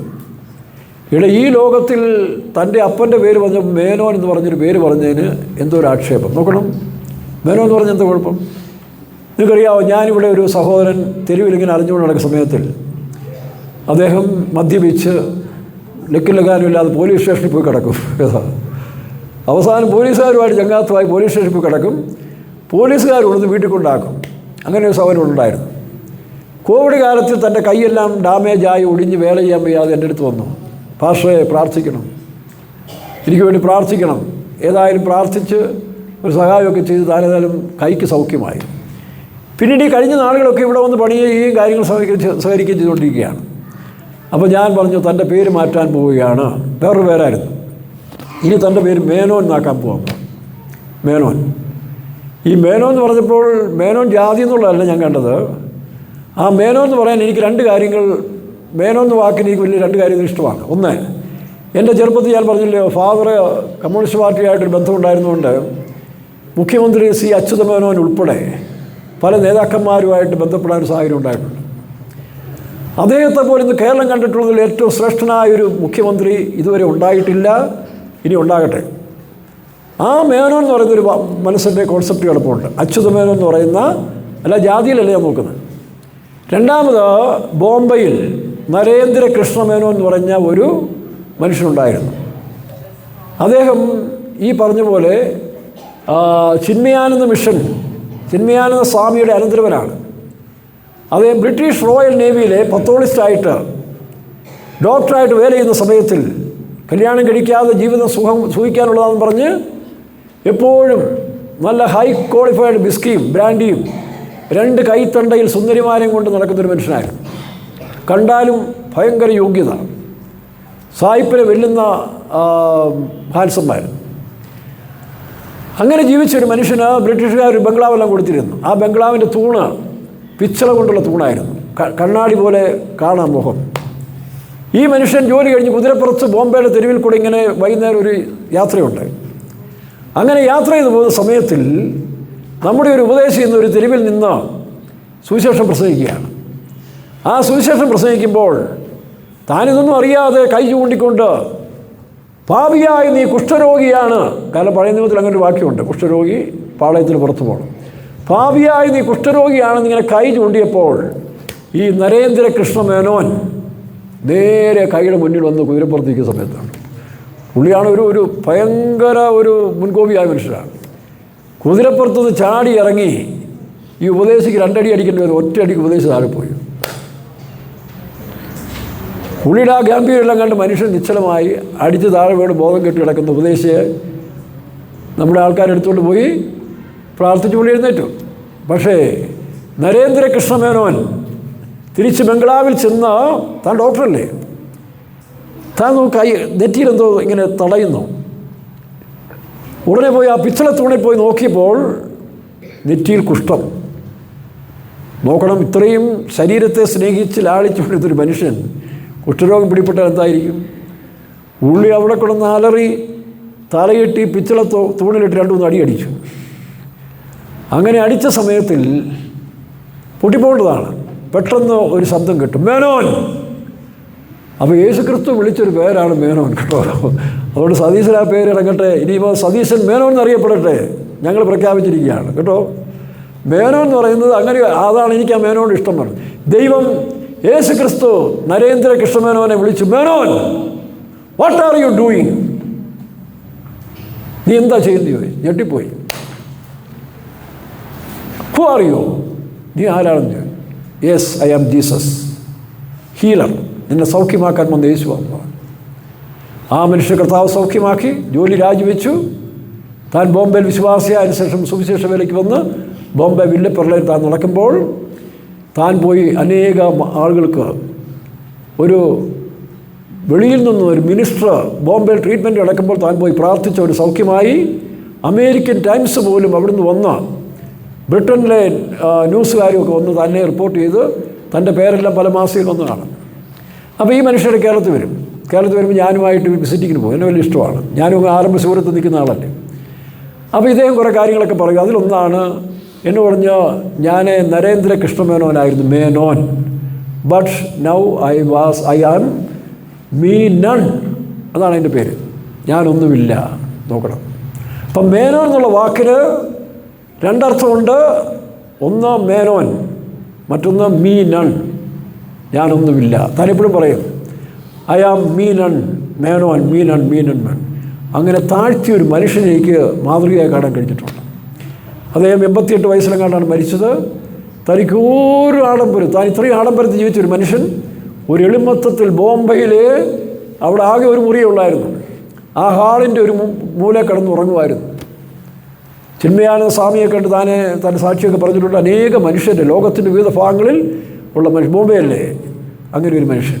അപ്പം മേനോൻ എന്ന് പറഞ്ഞാൽ മീനൺ, അതുകൊണ്ട് ആ പേര് സതീശനും യോഗ്യരാണ്. അതങ്ങനെ തന്നെ ഇരിക്കട്ടെ. ദൈവത്തിന് സ്തോത്രം. ഈ സതീശന് വേണ്ടി എല്ലാവർക്കും പ്രാർത്ഥിക്കുക. തന്നെക്കുറിച്ചൊരു കാഴ്ചപ്പാട് എല്ലാവർക്കും ഉണ്ട്. കേരളത്തിൻ്റെ നന്മയ്ക്കും അനുഗ്രഹത്തിനും അത് മുഖാന്തരമായി തീരട്ടെ. ആ കൂട്ടത്തിൽ കഴിഞ്ഞ ദിവസം എന്നെ ടച്ച് ചെയ്തവരാണ് നമ്മുടെ മറുനാട് ഷാജൻ. മിടുക്കനാണ്. നമ്മുടെ ഇരമ്യാ പ്രവാചകനെ പോലെ ഒരു ദൗത്യം താൻ ചെയ്യുന്നുണ്ട്. പക്ഷേ ഇന്നലെ താൻ ഇച്ചിരി ക്ഷീണിച്ചു പോയി. അതുകൊണ്ട് ധൈര്യപ്പെടുത്താൻ വേണ്ടിയാണ് ഈ പറയുന്നത്. മറുനാളിൽ ഇന്നലെ ഒരു ചെറിയ സ്ട്രോക്ക് അടിക്കുന്ന പോലെ എനിക്ക് തോന്നി. എന്താ കാരണം? ശ്രീമാൻ സതീശനെക്കുറിച്ച് 2 വീഡിയോ കിട്ടും. ഒന്ന് അദ്ദേഹത്തിൻ്റെ പോസിറ്റീവ് ടേംസ്, പത്രസമ്മേളനത്തിൽ താൻ നടത്തിയ പോസിറ്റീവ് ടേംസ് എല്ലാം. രണ്ടാമത് ആ നെഗറ്റീവ് ടേംസ് താൻ പറഞ്ഞ കൂട്ടത്തിൽ ഒരാളെ സസ്പെൻഡ് ചെയ്തു. ഇങ്ങനെ പോയാൽ മറുനാടിൻ്റെ ഗതി എന്താകും? ഷാജൻ ഭാരപ്പെടണ്ട, ഇരമ്യാവിൻ്റെ പുസ്തകം വായിച്ചാൽ മതി. ഇരമ്യാവിൻ്റെ പുസ്തകം വായിക്കുമ്പോൾ നാളെ ഗതിയിലേക്കല്ല പോകുന്നു. ഒരു പ്രവാചകൻ അവന് നാളെ ഒരു ഐശ്വര്യവും ഗതിയും വരുന്നതല്ല. അവൻ പ്രവചനം പറഞ്ഞ് അവസാനിക്കും. നമ്മുടെ പ്രവചനം നിർത്തണ്ട, നല്ല കാര്യങ്ങൾ പറയുക. പക്ഷേ ഇത് അലാവുദ്ദീനും അത്ഭുത വിളക്കം പോലെ ഒരു ഭരണം മാറിയിങ്ങോട്ട് ഒറ്റ മാസത്തേക്കുള്ള ഒന്നും ചെയ്യാൻ ഒക്കത്തില്ല. അതുപോലെ പല തകർച്ചകളും ക്ഷീണങ്ങളും നന്മയെല്ലാം അതിനകത്തുണ്ട്. നമ്മുടെ വീട്ടിലെ അമ്മച്ചിമാർ പറയത്തില്ല, അടുക്കള മാറിയാലും 6 മാസം, അല്ലേ? അടുക്കള മാറിയാലും 6 മാസം കഴിഞ്ഞെങ്കിൽ അതൊന്ന് ലെവലാകത്തുള്ളൂ പറയുന്നത്. അങ്ങനെയെങ്കിൽ ഈ 10 വർഷത്തെ ഭരണത്തിന് ശേഷം ഒരു ഭരണം കയറിയ ഉടനെ ഇന്ന് നന്നാകണമെന്ന് പറഞ്ഞാൽ എൻ്റെ അർത്ഥം എന്താ? അതുകൊണ്ട് 2 കൂട്ടരുന്നു. രാഷ്ട്രീയ നേതാക്കന്മാരെ കൈകാര്യം ചെയ്യണം, നിലയ്ക്ക് നിർത്തേണ്ട അടുത്ത് നിർത്തണം, അത് ആവശ്യമാണ്. അതുകൊണ്ട് നാളെ പഴയ സതീശനല്ല പുതിയ സതീശനായി മാറണം. പറയേണ്ടത് കൃത്യമായിട്ട് പറയണം. രാഷ്ട്രീയ നേതാക്കന്മാരായിരുന്നാലും ശരി, തൻ്റെ കൂടെയുള്ളവരാണെങ്കിലും അവരോട് പറയേണ്ടത് കൃത്യമായിട്ട് പറഞ്ഞ് നിർത്തേണ്ട അടുത്ത് നിർത്തിയില്ലെങ്കിൽ തൻ്റെ രാജ്യം അപകടത്തിലാക്കും. 1. 2 മതനേതാക്കന്മാരാണ് അടുത്തത്. നമ്മൾ കണ്ടല്ലോ, സതീശനെ ഈ സ്ഥലത്ത് വരാതിരിക്കാൻ വേണ്ടി 2 മത കമ്മ്യൂണിറ്റിയുടെ നേതാക്കന്മാർ അക്ഷീണ പരിശ്രമം ചെയ്തു. അതാ ടിജോ തോമസ് എന്ന് പറയുന്ന പ്രവാചകൻ അന്ന് 2022 പ്രവചിച്ചിട്ടുണ്ടായിരുന്നു. എന്നിട്ടിപ്പോൾ എന്ത് പറ്റി? അത് ലാപ്സായിപ്പോയി. അപ്പം മതനേതാക്കന്മാർ അത് ഏതായിരുന്നാലും ശരി, ഹിന്ദു, ക്രൈസ്തവ, മുസ്ലിം, ഇവരെല്ലാം അവരുടെ വാക്കിന് വലിയ വില കൊടുക്കേണ്ട ആവശ്യമില്ല, നല്ല കാര്യത്തിൽ മാത്രം കൊടുത്താൽ. മതനേതാക്കന്മാരിൽ ചിലരാണ് രണ്ടാമത്തെ ശത്രുക്കൾ. 3 മാധ്യമങ്ങൾ. നാളെ ഒരുത്തം പറഞ്ഞ പോലെ രാവിലെ ഇറങ്ങും കോലും പിടിച്ചുകൊണ്ട്. ഒരാൾ പറയുന്നത് കേട്ടു, രാവിലെ കുറേ എണ്ണം ഇങ്ങനെ കോലും പിടിച്ചുകൊണ്ട് ഇറങ്ങും, വേറെ പണിയൊന്നുമില്ല. അവരുടെ പണി അത് തന്നെയാണ്. പക്ഷേ ഈ പണിയൊന്നും ഓർത്തോണം, നിങ്ങൾക്ക് താളം തുള്ളാനല്ല ഈ മന്ത്രിമാരും നിങ്ങൾ പറയുന്നതെല്ലാം പറഞ്ഞ് നിങ്ങൾക്ക് ഇഷ്ടമുള്ള വാർത്തയും കൊടുത്ത് നിങ്ങളുടെ ചാനലിനെ പോഷിപ്പിച്ചിട്ട് റേറ്റ് കൂട്ടാൻ വേണ്ടിയല്ലല്ലോ അവർ വരുന്നത്. അവർക്കൊരു ദൗത്യം കൊടുത്തു. നിങ്ങൾക്ക് വേറെ പണിയൊന്നുമില്ല, രാവിലെ മുതൽ കോലും പിടിച്ചുകൊണ്ടെങ്കിൽ നടന്നാൽ മതി എന്നാണ് കഴിഞ്ഞ ദിവസം ഒരുത്ത് പറയുന്നത് കേട്ടത്. ഇവിടെ ഒരു മുഖ്യമന്ത്രിയെ സംബന്ധിച്ചിടത്തോളം, ഒരു മന്ത്രിയെ സംബന്ധിച്ചിടത്തോളം എന്തെല്ലാം പ്രശ്നങ്ങളാണ്, ഏതെല്ലാം കാര്യങ്ങൾ കൈകാര്യം. ഇതിനിടയ്ക്ക് നിങ്ങൾ പറയുന്നതെല്ലാം കേട്ടുകൊണ്ടിരുന്നാൽ ഒരു ദിവസം ഇങ്ങനെ പുറകെ നടക്കും. എന്നിട്ട് അതിനെ വേറെ രീതിയിലാക്കി വെച്ചുകൊണ്ട് ന്യൂസ് കൊടുത്ത് വഷളാക്കുന്ന ഒരു വലിയ സംഘം മാധ്യമ ഗ്രൂപ്പിലുണ്ട്. ഈ മാധ്യമ നേതാക്കന്മാരെ കൈകാര്യം ചെയ്ത് തൻ്റെ അണികളെ മര്യാദയ്ക്ക് നിർത്തിയില്ലെങ്കിൽ അതും രാജ്യത്തിന് ആപത്താണെന്നാണ് ശ്രീമാൻ AK ആന്റണി സാർ പറഞ്ഞതിൻ്റെ ഒരർത്ഥം. നമ്മൾ നല്ല കാര്യം പറഞ്ഞാൽ ആരും എടുക്കണ്ടേ? ഞാനീ പറഞ്ഞതിൻ്റെ കാരണം അവർ മാത്രമേ നമ്മൾ സൂക്ഷിച്ചു വേണം. നമ്മുടെ ഇടയിലും ചില രാഷ്ട്രീയ നേതാക്കന്മാരുണ്ട്, അത് തലവന്മാരാകാൻ ആഗ്രഹിക്കുന്നുണ്ട്. ഇല്ല, വേദപുസ്തകത്തിലില്ലയോ? ദമത്രിയോസ് എന്ന് പറയുന്ന ഒരുത്തിനെക്കുറിച്ച് വായിക്കുമ്പോൾ നിങ്ങളിൽ വലിയവനാകാൻ ആഗ്രഹിക്കുന്ന ദമത്രിയോസ് എന്ന് പറഞ്ഞ ഒരുത്തൻ നിങ്ങളുടെ ഇടയിലുണ്ട്. അപ്പോൾ അവരെ കൈകാര്യം നിർത്തിക്കണം. വിശ്വാസികളിൽ തന്നെ ചിലപ്പോൾ ചിലർ മുങ്ങി വരും. ഞാനിവിടുത്തെ സാധാ വിശ്വാസികളല്ല, പിന്നെ ഏതാ?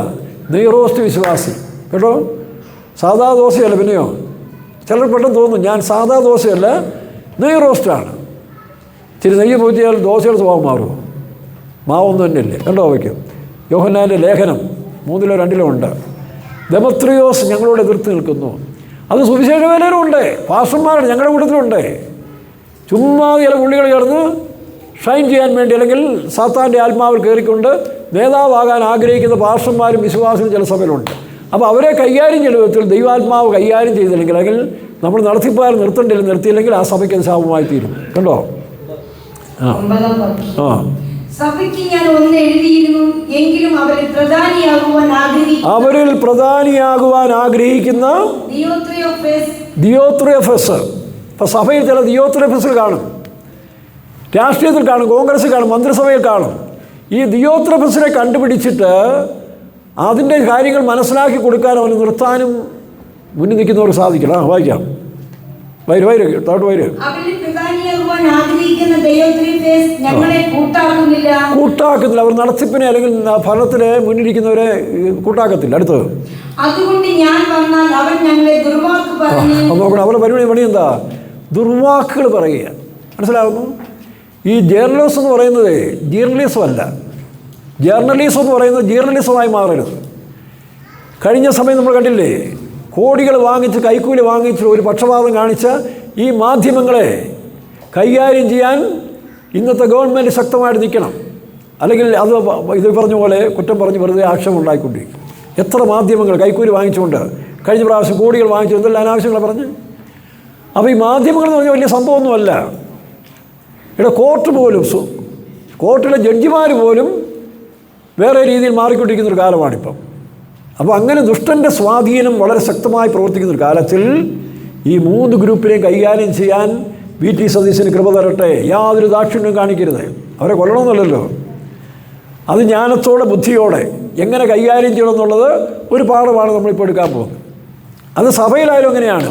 എൻ്റെ പ്രിയപ്പെട്ട ഉപദേശിമാരും നടത്തിപ്പുകാരും പാസ്റ്റർമാരും ഓർത്തോണം, നമ്മളൊരു കസേര കയറിയിരുന്നുകൊണ്ട് എന്തെങ്കിലുമൊക്കെ നമുക്കുണ്ടാകുന്ന വികല്പം ബുദ്ധി അനുസരിച്ച് സഭ നടത്താൻ പോയാൽ സഭ കുഴഞ്ഞു പോകും. അല്ലെങ്കിൽ കൂട്ടുവേലക്കാരെ നടത്താൻ പോയാൽ അവർ കുഴഞ്ഞു പോകും. ഇങ്ങനെ ശീലിപ്പിച്ചവർ ഇപ്പോൾ കഴിഞ്ഞ 10 വർഷത്തെ ശീലം കണ്ടില്ലേ? 10 വർഷം ശരിയായ രീതിയിൽ ശീലിക്കാഞ്ഞുകൊണ്ടാണ് ഇപ്പോൾ ഇ ഡി വന്നപ്പോൾ യാതൊരു ഉളുപ്പുമില്ലാതെ അവരുടെ കാറ് തല്ലിപ്പൊട്ടിച്ചു. എന്താ അതിൻ്റെ കോൺസിക്വൻസ് എന്ന് അവർക്ക് അറിയത്തില്ല. അവർക്ക് മുന്നോട്ടുള്ളതായ കാര്യങ്ങളെക്കുറിച്ച് ഗ്രാഹ്യമില്ലാത്തത് കൊണ്ട് ഇനി എത്ര കുടുംബങ്ങൾ വഴിയാധാരമാകാൻ പോകുന്നു എന്ന് പറഞ്ഞ പോലെ സഭയിലായാലും വിശ്വാസികളും നടത്തിപ്പുകാരും കൂട്ടുവേലക്കാരും വേലയുടെ നന്മയും അനുഗ്രഹമല്ലാതെ സ്വാർത്ഥ ലാഭവും തങ്ങളുടെ പൊസിഷനും തങ്ങളുടെ നിലവിലും വല്ല നോക്കണ്ട. മനസ്സിലാവുന്നു? പഴയ നമ്മുടെ പ്രസിഡന്റ്, അദ്ദേഹത്തിൻ്റെ പേരിന് മറന്നുപോയി, ഒരു അല്ലല്ല അതിന് മുമ്പുണ്ടായിരുന്ന മൻമോഹൻ സിംഗ് പ്രധാനമന്ത്രിയല്ലേ, എപ്പോഴും പേര് വരുന്ന ആളാണ്. രാമേശ്വരക്കാരൻ, നമ്മുടെ ISR ആയില്ലേ, അബ്ദുൽ കലാം. നമുക്ക് ഏറ്റവും അടുത്ത അദ്ദേഹം നമ്മുടെ ഫെയ്ത്തുകളൊക്കെ വരികയും നമ്മൾ വേലക്കാരൊക്കെ ആയിട്ട് വളരെ സംസാരിച്ച് വളരെ ഇഷ്ടതാരം. പുള്ളി പറഞ്ഞു, നിങ്ങളെപ്പോലെ ഞാനും ബാച്ചിലറാണ്, രാഷ്ട്രത്തിന് വേണ്ടിയും സയൻസിന് വേണ്ടി ഞാൻ നിങ്ങളെപ്പോലെ പ്രതിഷ്ഠിച്ച മനുഷ്യനാണെന്നാണ് ഡൽഹി ഫെയ്ത്ത് വിളിച്ച് താൻ പറയാനിടയായത്. അദ്ദേഹം വളരെ ശ്രേഷ്ഠനായ ഒരു മനുഷ്യനാണ്. അപ്പോൾ പുള്ളിക്കാരൻ പറയും, ഒരു വളർച്ചയുടെ ഘട്ടങ്ങളെക്കുറിച്ചാണ് പറയുന്നത്. ഒരു മനുഷ്യൻ്റെ ഹൃദയത്തിൽ സമാധാനം ആദ്യം ഉണ്ടാകണം, സ്വസ്ഥത, rest. Where there is rest in and peace in heart, ആ മനുഷ്യൻ്റെ ജീവിതത്തിൽ അവനൊരു ഫ്ലറിഷായി മാറും. അതിനുശേഷം next, where there is peace in the family, അവിടെ നിന്നാണ് തുടങ്ങേണ്ടത്, മേളിൽ നിന്ന് ഇങ്ങോട്ടല്ല വരേണ്ടത്. നെക്സ്റ്റ് സ്റ്റേറ്റ്, ആ സംസ്ഥാനത്തിന്, പിന്നെ നേഷൻസ്, പിന്നെ വേൾഡ്. ഇങ്ങനെയാണ് അദ്ദേഹത്തിൻ്റെ ഒരിക്കലും ഒരു പ്രസംഗത്തിൽ പറയാനിടയായത്. അപ്പോൾ ഈ ഒരു മെതേഡിക്കുള്ളിൽ പോയെങ്കിൽ മാത്രമേ ഈ രാജ്യം നന്നാകുകയുള്ളൂ. അല്ലാതെ ഇവരിവിടെ കിടന്ന് കാണിച്ച കാട്ടായങ്ങളോ ഒരു മന്ത്രിക്ക് 30 സ്റ്റാഫിനെ കൊടുത്തുകൊണ്ടോ കാറ് മാറ്റിയതുകൊണ്ടോ കെട്ടിടം മാറ്റിയതുകൊണ്ടൊന്നും കാര്യമാകത്തില്ല. മനുഷ്യൻ താഴെത്തട്ടിൽ നിന്ന് നന്നാകാൻ ശ്രമിക്കണം, ശത്രുതയില്ലാത്ത. അതുകൊണ്ടാണ് യേശു ക്രിസ്തുവിൻ്റെ ഉപദേശം എപ്പോഴും വളരെ പ്രാധാന്യമായി മാറുന്നത്. യേശു എന്താ പറഞ്ഞത്? ശത്രുക്കളെ സ്നേഹിക്കുക. സ്നേഹിക്കുക എന്ന് പറഞ്ഞല്ലോ, തന്നെ ക്രൂശിച്ച യേശു ആൾക്കാരോട് പറഞ്ഞു, ഇതാ പിതാവ് ഇവർ ചെയ്യുന്ന അറിയാമെങ്കിൽ ഇവരോട് ക്ഷമിച്ചു കൊടുക്കണമേ. ഒരിക്കലും ഒരു മനുഷ്യൻ ഗാന്ധിജിയും കർത്താവായ യേശു ക്രിസ്തുവിനെ തമ്മിൽ താരതമ്യം ചെയ്ത് പ്രസംഗിച്ച് ഞാൻ കേട്ടിട്ടുണ്ട്. ഒരു രാഷ്ട്രീയ നേതാവാണ്. ആ രാഷ്ട്രീയ നേതാവ് പിന്നെ രക്ഷിക്കപ്പെട്ടു കഴിഞ്ഞപ്പോൾ അദ്ദേഹം യേശു ക്രിസ്തുവിനെയും ഗാന്ധിജിയും തമ്മിൽ കമ്പയർ ചെയ്ത് സംസാരിക്കാനിടയായി. ഗാന്ധിജിക്കും യേശു ക്രിസ്തുവും തമ്മിൽ വ്യത്യാസം. ഗാന്ധിജിക്ക് ബ്രിട്ടീഷുകാരോട് ഹൃദയം കൊണ്ട് കയ്പുണ്ടായിരുന്നു. ക്വിറ്റ് ഇന്ത്യ, അങ്ങനെ ഒരു കയ്പോ സ്നേഹമാണെങ്കിൽ ഓടിക്കാൻ നോക്കൂ, ഇല്ല. ശരി, അവരുടെ ഭാഗത്ത് തെറ്റാണെങ്കിലും അവർ ഓടിക്കണമെന്നൊരു തീരുമാനം തന്നെ എടുത്തിരുന്നു. കാരണം രണ്ടാണ്. ഒന്ന്, രാജ്യത്തിൻ്റെ രക്ഷ മാത്രമല്ല, താൻ വിദേശങ്ങളിൽ പോയപ്പോൾ തനിക്ക് കിട്ടിയ അവഗണന, തനിക്ക് കിട്ടിയ നിന്ന, ഇതെല്ലാം തന്നെ മനസ്സിൽ കിടപ്പുണ്ടൊരു ഭാഗം. പക്ഷെ അത് മറ്റൊരു രീതിയിൽ താൻ വെളിപ്പെടുത്തി. എന്നാലും ആഫ്രിക്കയിൽ വെച്ചൊരു സായിപ്പ് തൻ്റെ ബൂട്ട്സിട്ട് ചവിട്ടിയപ്പോൾ അദ്ദേഹത്തിൻ്റെ ബൂട്ട്സിൽ രക്തം നിന്നു. ആ രക്തത്തെ തുടച്ചുകൊണ്ട് നിങ്ങളുടെ കാലിന് വേദനിച്ചോ എന്ന് ചോദിക്കാനുള്ള സന്മനസ് അദ്ദേഹത്തിനുണ്ടായിരുന്നു എന്നുള്ള സത്യം കൊണ്ടുണ്ട്. അപ്പോൾ ആ സായിപ്പിനോട് ക്ഷമിച്ചു കൊടുക്കുന്നതിൻ്റെ അർത്ഥം. പക്ഷേ യേശു ക്രിസ്തു ക്ഷമിച്ചത് എങ്ങനെയാണ്? സായിപ്പിനോട് ഗാന്ധിജി ക്ഷമിച്ചെങ്കിലും ദൈവമുമ്പാകെ അവൻ തെറ്റുകാരനാണ് സായിപ്പ്, അവന് ശിക്ഷയുണ്ട്. അല്ലെങ്കിൽ ഇന്ത്യൻ പീനൽ കോഡ് IPC നിയമം അനുസരിച്ച് ശിക്ഷയുണ്ട്. പക്ഷേ യേശു ക്രിസ്തു അതിനപ്പുറത്തേക്കാണ് പ്രാർത്ഥിച്ചത്. കാരണം ഇവിടുന്ന് പോയി പിതാവിൻ്റെ സന്നിധി നിൽക്കുമ്പോൾ അവിടെ അവനവൻ ശരീരത്തിൽ ചെയ്യുമ്പോൾ നല്ലതാകലും തീയതാകലും അതിന് തക്കവണ്ണം പ്രാപിക്കേണ്ടത് ക്രിസ്തുവിന്റെ ന്യായസത്തിൽ വെളിപ്പെടുന്ന സമയത്തും ഇവൻ കുറ്റവിമുക്തനാകണമെന്നുള്ള താല്പര്യത്തോടാണ് യേശു പിതാവിനോട് റിക്വസ്റ്റ് ചെയ്തത്. പിതാവേ, ഇവർ ചെയ്യുന്ന അറിയായെങ്കിൽ ഇവരോട് ക്ഷമിക്കണമേ. അപ്പോൾ നോക്കണം, ഇതാണ് ക്രിസ്തുവും ഗാന്ധിജിയും തമ്മിലുള്ള വ്യത്യാസം. അപ്പോൾ അതുകൊണ്ട് നമുക്ക് പൂർണ്ണമായും പിൻപറ്റുവാൻ ഗാന്ധിജി പിന്നീട് ക്രിസ്തുവിനെ തീരുമാനിച്ചു. അങ്ങനെയാണ് ഗാന്ധിജി മെസ്സേജ് ഓഫ് ക്രൈസ്റ്റ് എന്നൊക്കെ പറഞ്ഞ് പുസ്തകം എഴുതിയത്. യേശു ക്രിസ്തുവിൻ്റെ ഗിരിപ്രഭാഷണവും അദ്ദേഹത്തിൻ്റെ ജീവിത ശൈലിയുമാണ് എന്നെ ആകർഷിച്ചെന്ന് പറഞ്ഞാൽ പുസ്തകം വരെ എഴുതിയിട്ടുണ്ട്. എനിവേ, അപ്പോൾ അതുകൊണ്ടാണ് ഞാനും യേശുവിനെ പിൻപറ്റുന്നത്. ഞാനിന്ന് യേശു ക്രിസ്തുവിനെ പിൻപറ്റില്ലായിരുന്നെങ്കിൽ പണ്ടേ നശിച്ച് ഇതടങ്ങിപ്പോയനെ. ഇപ്പോൾ വ്യത്യാസമുണ്ടല്ലോ, ഒന്നിലൊരു 50% വ്യത്യാസമായല്ലോ. യേശു ക്രിസ്തുവിനെ പിൻപറ്റിയതിനാൽ എൻ്റെ ജീവിതത്തിലൊരു 50% പാസ് മാർക്കിന് മുകളിലായി. ഇനി അത് ക്ലാസ് മാർക്കാകാൻ ഞാൻ ശ്രമിച്ചുകൊണ്ടിരിക്കുകയാണ്. അതുകൊണ്ടാണ് ക്രിസ്തു നമ്മുടെ മാതൃക. യേശു ക്രിസ്തുവിനെ കൂടെ അല്ലാതെ ഒരു മനുഷ്യർക്കും ശരിയായൊരു ലക്ഷ്യം, രക്ഷ ജീവിതം കണ്ടെത്താൻ കഴിയുമെന്നുള്ളത് അബ്സല്യൂട്ട്ലി റൈറ്റ്സ് തിങ്സാണ്, തെറ്റില്ലാത്ത കാര്യമാണ്. അതിന് ആരെല്ലാം എതിർത്താലും ശരി, അതുകൊണ്ടൊന്നും ഒരു പ്രയോജനമില്ല. കാലകരണപ്പെട്ട ദൈവങ്ങളുടെയും ദേവതകളുടെയും പാരമ്പര്യങ്ങളുടെയും പഴക്കങ്ങളുടെയും പേര് പറഞ്ഞ് ഒരു സമൂഹത്തെ, ഒരു രാജ്യത്തെ നന്നാക്കാം, ഒരു രാഷ്ട്രത്തെ കെട്ടിയെടുക്കാമെന്ന് വിചാരിച്ചാൽ നിനക്കെതിരായിട്ട് വേറൊരാൾ വരും. അപ്പോൾ നിൻ്റെ കച്ചവടം തീരും. അതുകൊണ്ടാണ് അടിസ്ഥാനം യേശു പറഞ്ഞ് പാറമേൽ അടിസ്ഥാനം ഇടണം. ആ പാറമേൽ എന്ന് പറഞ്ഞാൽ ദൈവത്തിൻ്റെ പ്രമാണം, നിയമത്തിൽ.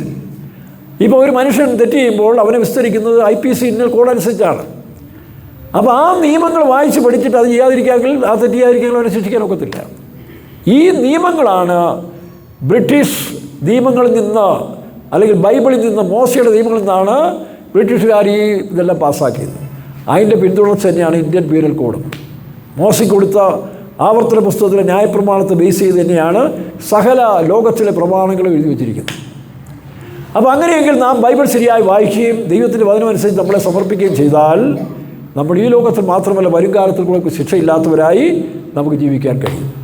എനിവേ, അപ്പോൾ AK സാർ പറഞ്ഞ പോലെ 3 പേരെ കൈകാര്യം ചെയ്യാൻ മുഖ്യമന്ത്രിക്കും സഹമന്ത്രിമാർക്കും കൃപ കൊടുക്കട്ടെ. 1, രാഷ്ട്രീയ നേതാക്കന്മാരുടെ ക്ലാവ് പിടിച്ച പ്രസ്താവനകൾക്ക് യാതൊരു മതിപ്പും കൊടുക്കരുത്. 2, ഞങ്ങളെപ്പോലെയുള്ള മതത്തിൻ്റെ നേതാക്കന്മാർ വേണ്ടാത്ത അഭ്യാസങ്ങൾ കാണിക്കുന്ന ഒരുത്തൻ്റെയും വാക്കിന് ചെവി കൊടുക്കരുത്. 3, കഴിഞ്ഞ ദിവസം ഒരുത്തം പറഞ്ഞു, ഈ കൊള്ളം പിടിച്ച് രാവിലെ മുതൽ ഇറങ്ങുന്ന മാധ്യമപ്രവർത്തകർക്ക് കൊടുക്കേണ്ട ആൻസർ കൊടുക്കണം. സതീശൻ പറഞ്ഞ പോലെ എനിക്ക് തോന്നുമ്പോൾ ഞാൻ വാർത്ത തരും. നിങ്ങൾ രാവിലെയും വൈകിട്ടും ബാത്റൂമിലും പുറകെ നടന്നുകൊണ്ട് ചോദിച്ചാൽ കിട്ടാനിന് തീർത്ത് പറഞ്ഞു കൊടുക്കണം. അതിന് യാതൊരു ദാക്ഷിണ്യം കൊടുക്കരുത്. തെറ്റ് ചെയ്യുന്നവനെ മാതൃകാപരമായി ശിക്ഷിക്കണം. അവിടെ സ്നേഹം പറഞ്ഞാലും നിന്മാർ സമ്മതിക്കത്തില്ല. ഈ ജനാധിപത്യം നമ്മൾ കണ്ടതല്ലേ, അഴിച്ചു വിട്ടാൽ എന്ത് ചെയ്യും? ഇവർ തന്നെ ഈ രാജ്യത്തെ നശിപ്പിക്കും, ജനങ്ങൾ തന്നെ. ഉദാഹരണം ഞാൻ പറഞ്ഞുതരാം. പണ്ടൊരു സന്യാസിയുടെ കഥ ഞാൻ കേട്ടിട്ടുണ്ട്. അതെന്താ, ഒരു പാമ്പ് ഒരു ദേശത്തിൽ ഇങ്ങനെ വിലസുന്നുണ്ട്. അവൻ ഇടയ്ക്കിടയ്ക്ക് ചിലയൊക്കെ അടിക്കും.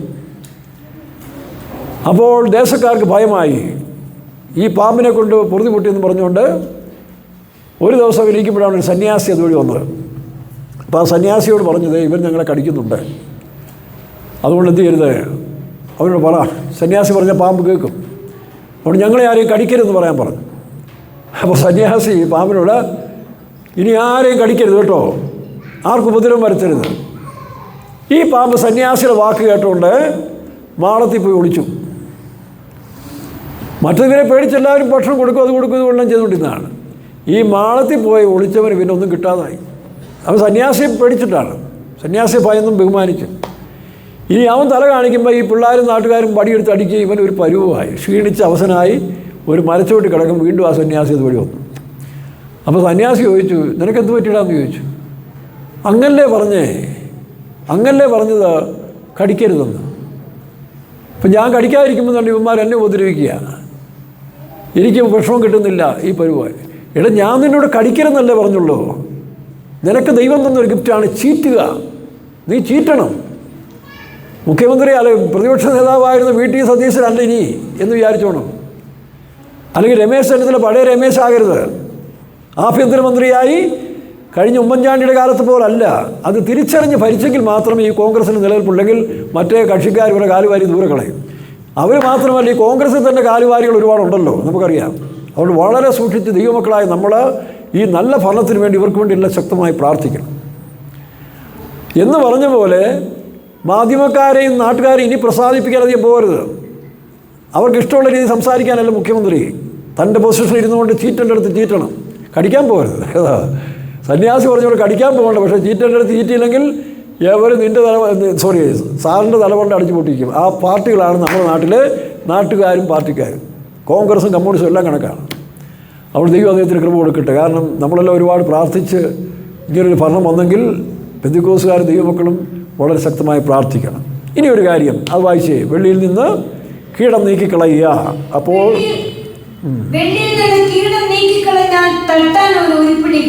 തട്ടാൻ ഒരു ഉരുപ്പടി കിട്ടും. പിന്നെ രാജസന്നിധിയിൽ നിന്ന് ദുഷ്ടനെ നീക്കിക്കളഞ്ഞാൽ നമുക്കിനി ഇസ്രായേൽ ചരിത്രത്തിലേക്ക് ഒന്ന് വരാം. ഇസ്രായേൽ രാജാവായ ദാവീദ്, അതിന് മുമ്പ് ശൗല്. അപ്പോൾ ആദ്യത്തെ രാജാവാണ് ശൗലെന്ന് പറയുന്നത്. അവൻ കുറേ വർഷം ഇസ്രായേലിനെ ഭരിച്ചു. ഈ ശൗലെന്ന് പറയുന്നവൻ വളരെ നിഷ്കളങ്കനായൊരു മനുഷ്യനായിരുന്നു കേട്ടോ. നിഷ്കളങ്കനായൊരു മനുഷ്യൻ, നല്ല കുടുംബത്തിൽ പിറന്നതെന്ന് പറഞ്ഞാൽ അത് അച്ചട്ട് അവരായിരുന്നു. ദാവീദിനൊന്നും അത്രയും കുടുംബമില്ല. അപ്പം ശരിയായൊരു മേനോൻ കുടുംബത്തിൽ തന്നെയാണ് ശൗലും ജനിച്ചത്. പക്ഷേ പാവമായിപ്പോയി. ഈ ഭരണത്തെക്കുറിച്ച് രാജ്യത്തെക്കുറിച്ച് യാതൊരു വിവേകമില്ലാതെ അപ്പൻ പറയുന്ന അനുസരിച്ചുകൊണ്ട് ആടുകളെയും മേയിച്ചുകൊണ്ട് നടന്നവൻ, അല്ല കഴുതകളും മൃഗങ്ങളെല്ലാം മേയിച്ചു നടന്നവൻ പെട്ടെന്ന് രാജാവായി. ആ രാജാവായത് എന്തിനാണെന്നറിയാമോ? ജനങ്ങളുടെ തോന്നിവാസങ്ങൾക്ക് ഞാൻ പിടിച്ചോളാൻ പറഞ്ഞു. ദൈവത്തിൻ്റെ പ്ലാൻ കൂടാതെ ഞങ്ങൾക്കൊരു രാജാവിനെ വേണമെന്ന് ജനം തിരഞ്ഞെടുത്തു. ജനാധിപത്യത്തിൽ തിരഞ്ഞെടുത്തവനെയാണ് ശൗല്. അപ്പോൾ അവൻ വന്നിട്ട് ഭരിക്കാനറിയാമോ? ഇന്നലെ വരെയും കഴുതയുടെ പുറകെ നടന്നവൻ, കന്നുകാലികളെ മേയിച്ചവൻ, രാജ്യം ഭരിക്കാൻ അറിയത്തില്ല. അതുകൊണ്ട് അവൻ അതുപോലെ തന്നെ ചെയ്തു. അതുകൊണ്ടാണ് വാളെടുക്കുന്നവൻ വാളാൽ. നീ നിൻ്റെ ജീവിതകാലത്ത് വാൾ കൊടുത്ത് മറ്റുള്ളവർ വെട്ടിയും രക്തം ചൊരിച്ചതിന് ശേഷം ഭരണത്തിൽ കയറിക്കഴിഞ്ഞാൽ നിൻ്റെ ഭരണം ശരിയാകത്തില്ല. ദാവീദിനോട് ദൈവം പറഞ്ഞില്ലേ, നീ അനേക രക്തം ചൊരിഞ്ഞവനാണ്, നിനക്ക് ആലയം പണിയാൻ സാധ്യമല്ല. നീ അനേകരുടെ രക്തത്തെ വീഴിച്ചവനായതുകൊണ്ട് നിൻ്റെ കാലത്ത് ഒരിക്കലും സമാധാനം ഉണ്ടാകുകയില്ല. വാളെടുക്കുന്നവൻ, അത് ഈ ഭരണകർത്താക്കന്മാർ ഓർത്തോണം. മറ്റുള്ളവന് തലവെട്ടിയും മറ്റുള്ളവന് രക്തം ചൊരിച്ചും അധികാരത്തിൽ കയറിയാൽ അത് നിലനിൽക്കുന്ന അധികാരമല്ല. കർത്താവ് പറഞ്ഞു, എൻ്റെ സമാധാനം ഞാൻ നിങ്ങൾക്ക് തന്നേച്ചും പോകുന്നു. ആ സമാധാന രാജ്യമാണ് നിലനിൽക്കുന്ന രാജ്യം എന്ന് പറയുന്നത്. അപ്പോൾ അങ്ങനെ ശൗലിൻ്റെ ഭരണം കഴിഞ്ഞ് ദാവീദ് വന്നു. നോക്കണം, ദാവീദ് വന്നെങ്കിലും ഇത് രണ്ടും ഒരു രാജ്യമാണ്, ഒരു ഗോത്രത്തിൽപ്പെട്ടവരാണ്, ദൈവം തന്നെ തിരഞ്ഞെടുത്തതാണ്. ഒക്കെ ശരിയാണെങ്കിലും 2 ശമൂവേൽ 3-ാം അധ്യായത്തിൽ 1-ാം വാക്യത്തിൽ വായിക്കുമ്പോൾ ശൗലിൻ്റെ കുടുംബവും ദാവീദിൻ്റെ കുടുംബവും തമ്മിൽ നിരന്തര യുദ്ധമുണ്ടായിരുന്നു. നോക്കണം, അനേക കാലങ്ങൾ വീണ്ടും യുദ്ധം ഉണ്ടായിക്കൊണ്ടേയിരുന്നു. വായിച്ചേ.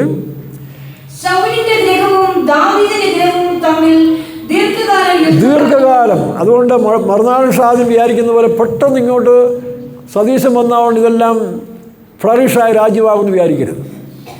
സമയമെടുക്കും. അതിന് നിങ്ങൾ സഹായിക്കണം. പണ്ടത്തെ ആവർത്തനം പോലെ വേണ്ടാത്തെല്ലാം പറഞ്ഞ് ജനത്തെ ഇളക്കുന്ന ഷാദിൻ്റെ പരിപാടികളും അവസാനിപ്പിക്കണം.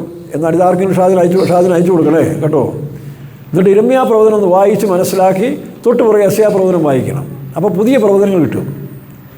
ഇരമ്യാ പ്രവചനം യെശയ്യാ പ്രവചനം രണ്ട് കാഴ്ചപ്പാടാണ്. അപ്പോൾ അത് രണ്ടും വായിച്ചു കഴിഞ്ഞാൽ ഷാദിന് ഇനി നല്ലൊരു പ്രവാചകനായിട്ട് മാറാം. പുള്ളിയൊരു പ്രവാചകനാണ്, നല്ല കാര്യങ്ങളൊക്കെ ഒരുപാട് ചെയ്യുന്നുണ്ട്. പക്ഷേ ഇനി അടുത്ത സമയത്ത് പോകാതിരിക്കാൻ ക്രിസ്ത്യാനി ആയതുകൊണ്ടും പറയുകയാണ്, യെശയ്യാ പ്രവചനവും ഇരമ്യാ പ്രവചനവും അത്യാവശ്യമായിട്ട് വായിക്കണം. എന്നാൽ വളരെ മനോഹരമായ പ്രവചനങ്ങൾ അടുത്ത തലമുറയിൽ ഷാദിന് പ്രവചിക്കാൻ കഴിയും. അല്ലെങ്കിൽ ഷാദിന് തോറ്റുപോകും. കാരണം ഭയപ്പെടുന്നത് സംഭവിക്കുന്ന വേദോസ്തം പറയുന്നു. കഴിഞ്ഞ ദിവസം ഉണ്ടായ ആശങ്ക നാളെ ഷാദിന് പിടിപെടും. വേദോസ്തം പറഞ്ഞ് നീ ഭയപ്പെടുന്നത് നിനക്ക് സംഭവിക്കും. അത് സംഭവിക്കാതിരിക്കട്ടെ. അപ്പോൾ ഇവിടെ നമ്മൾ വായിച്ചല്ലോ, ശൗലിൻ്റെ കുടുംബവും വായിച്ചേ.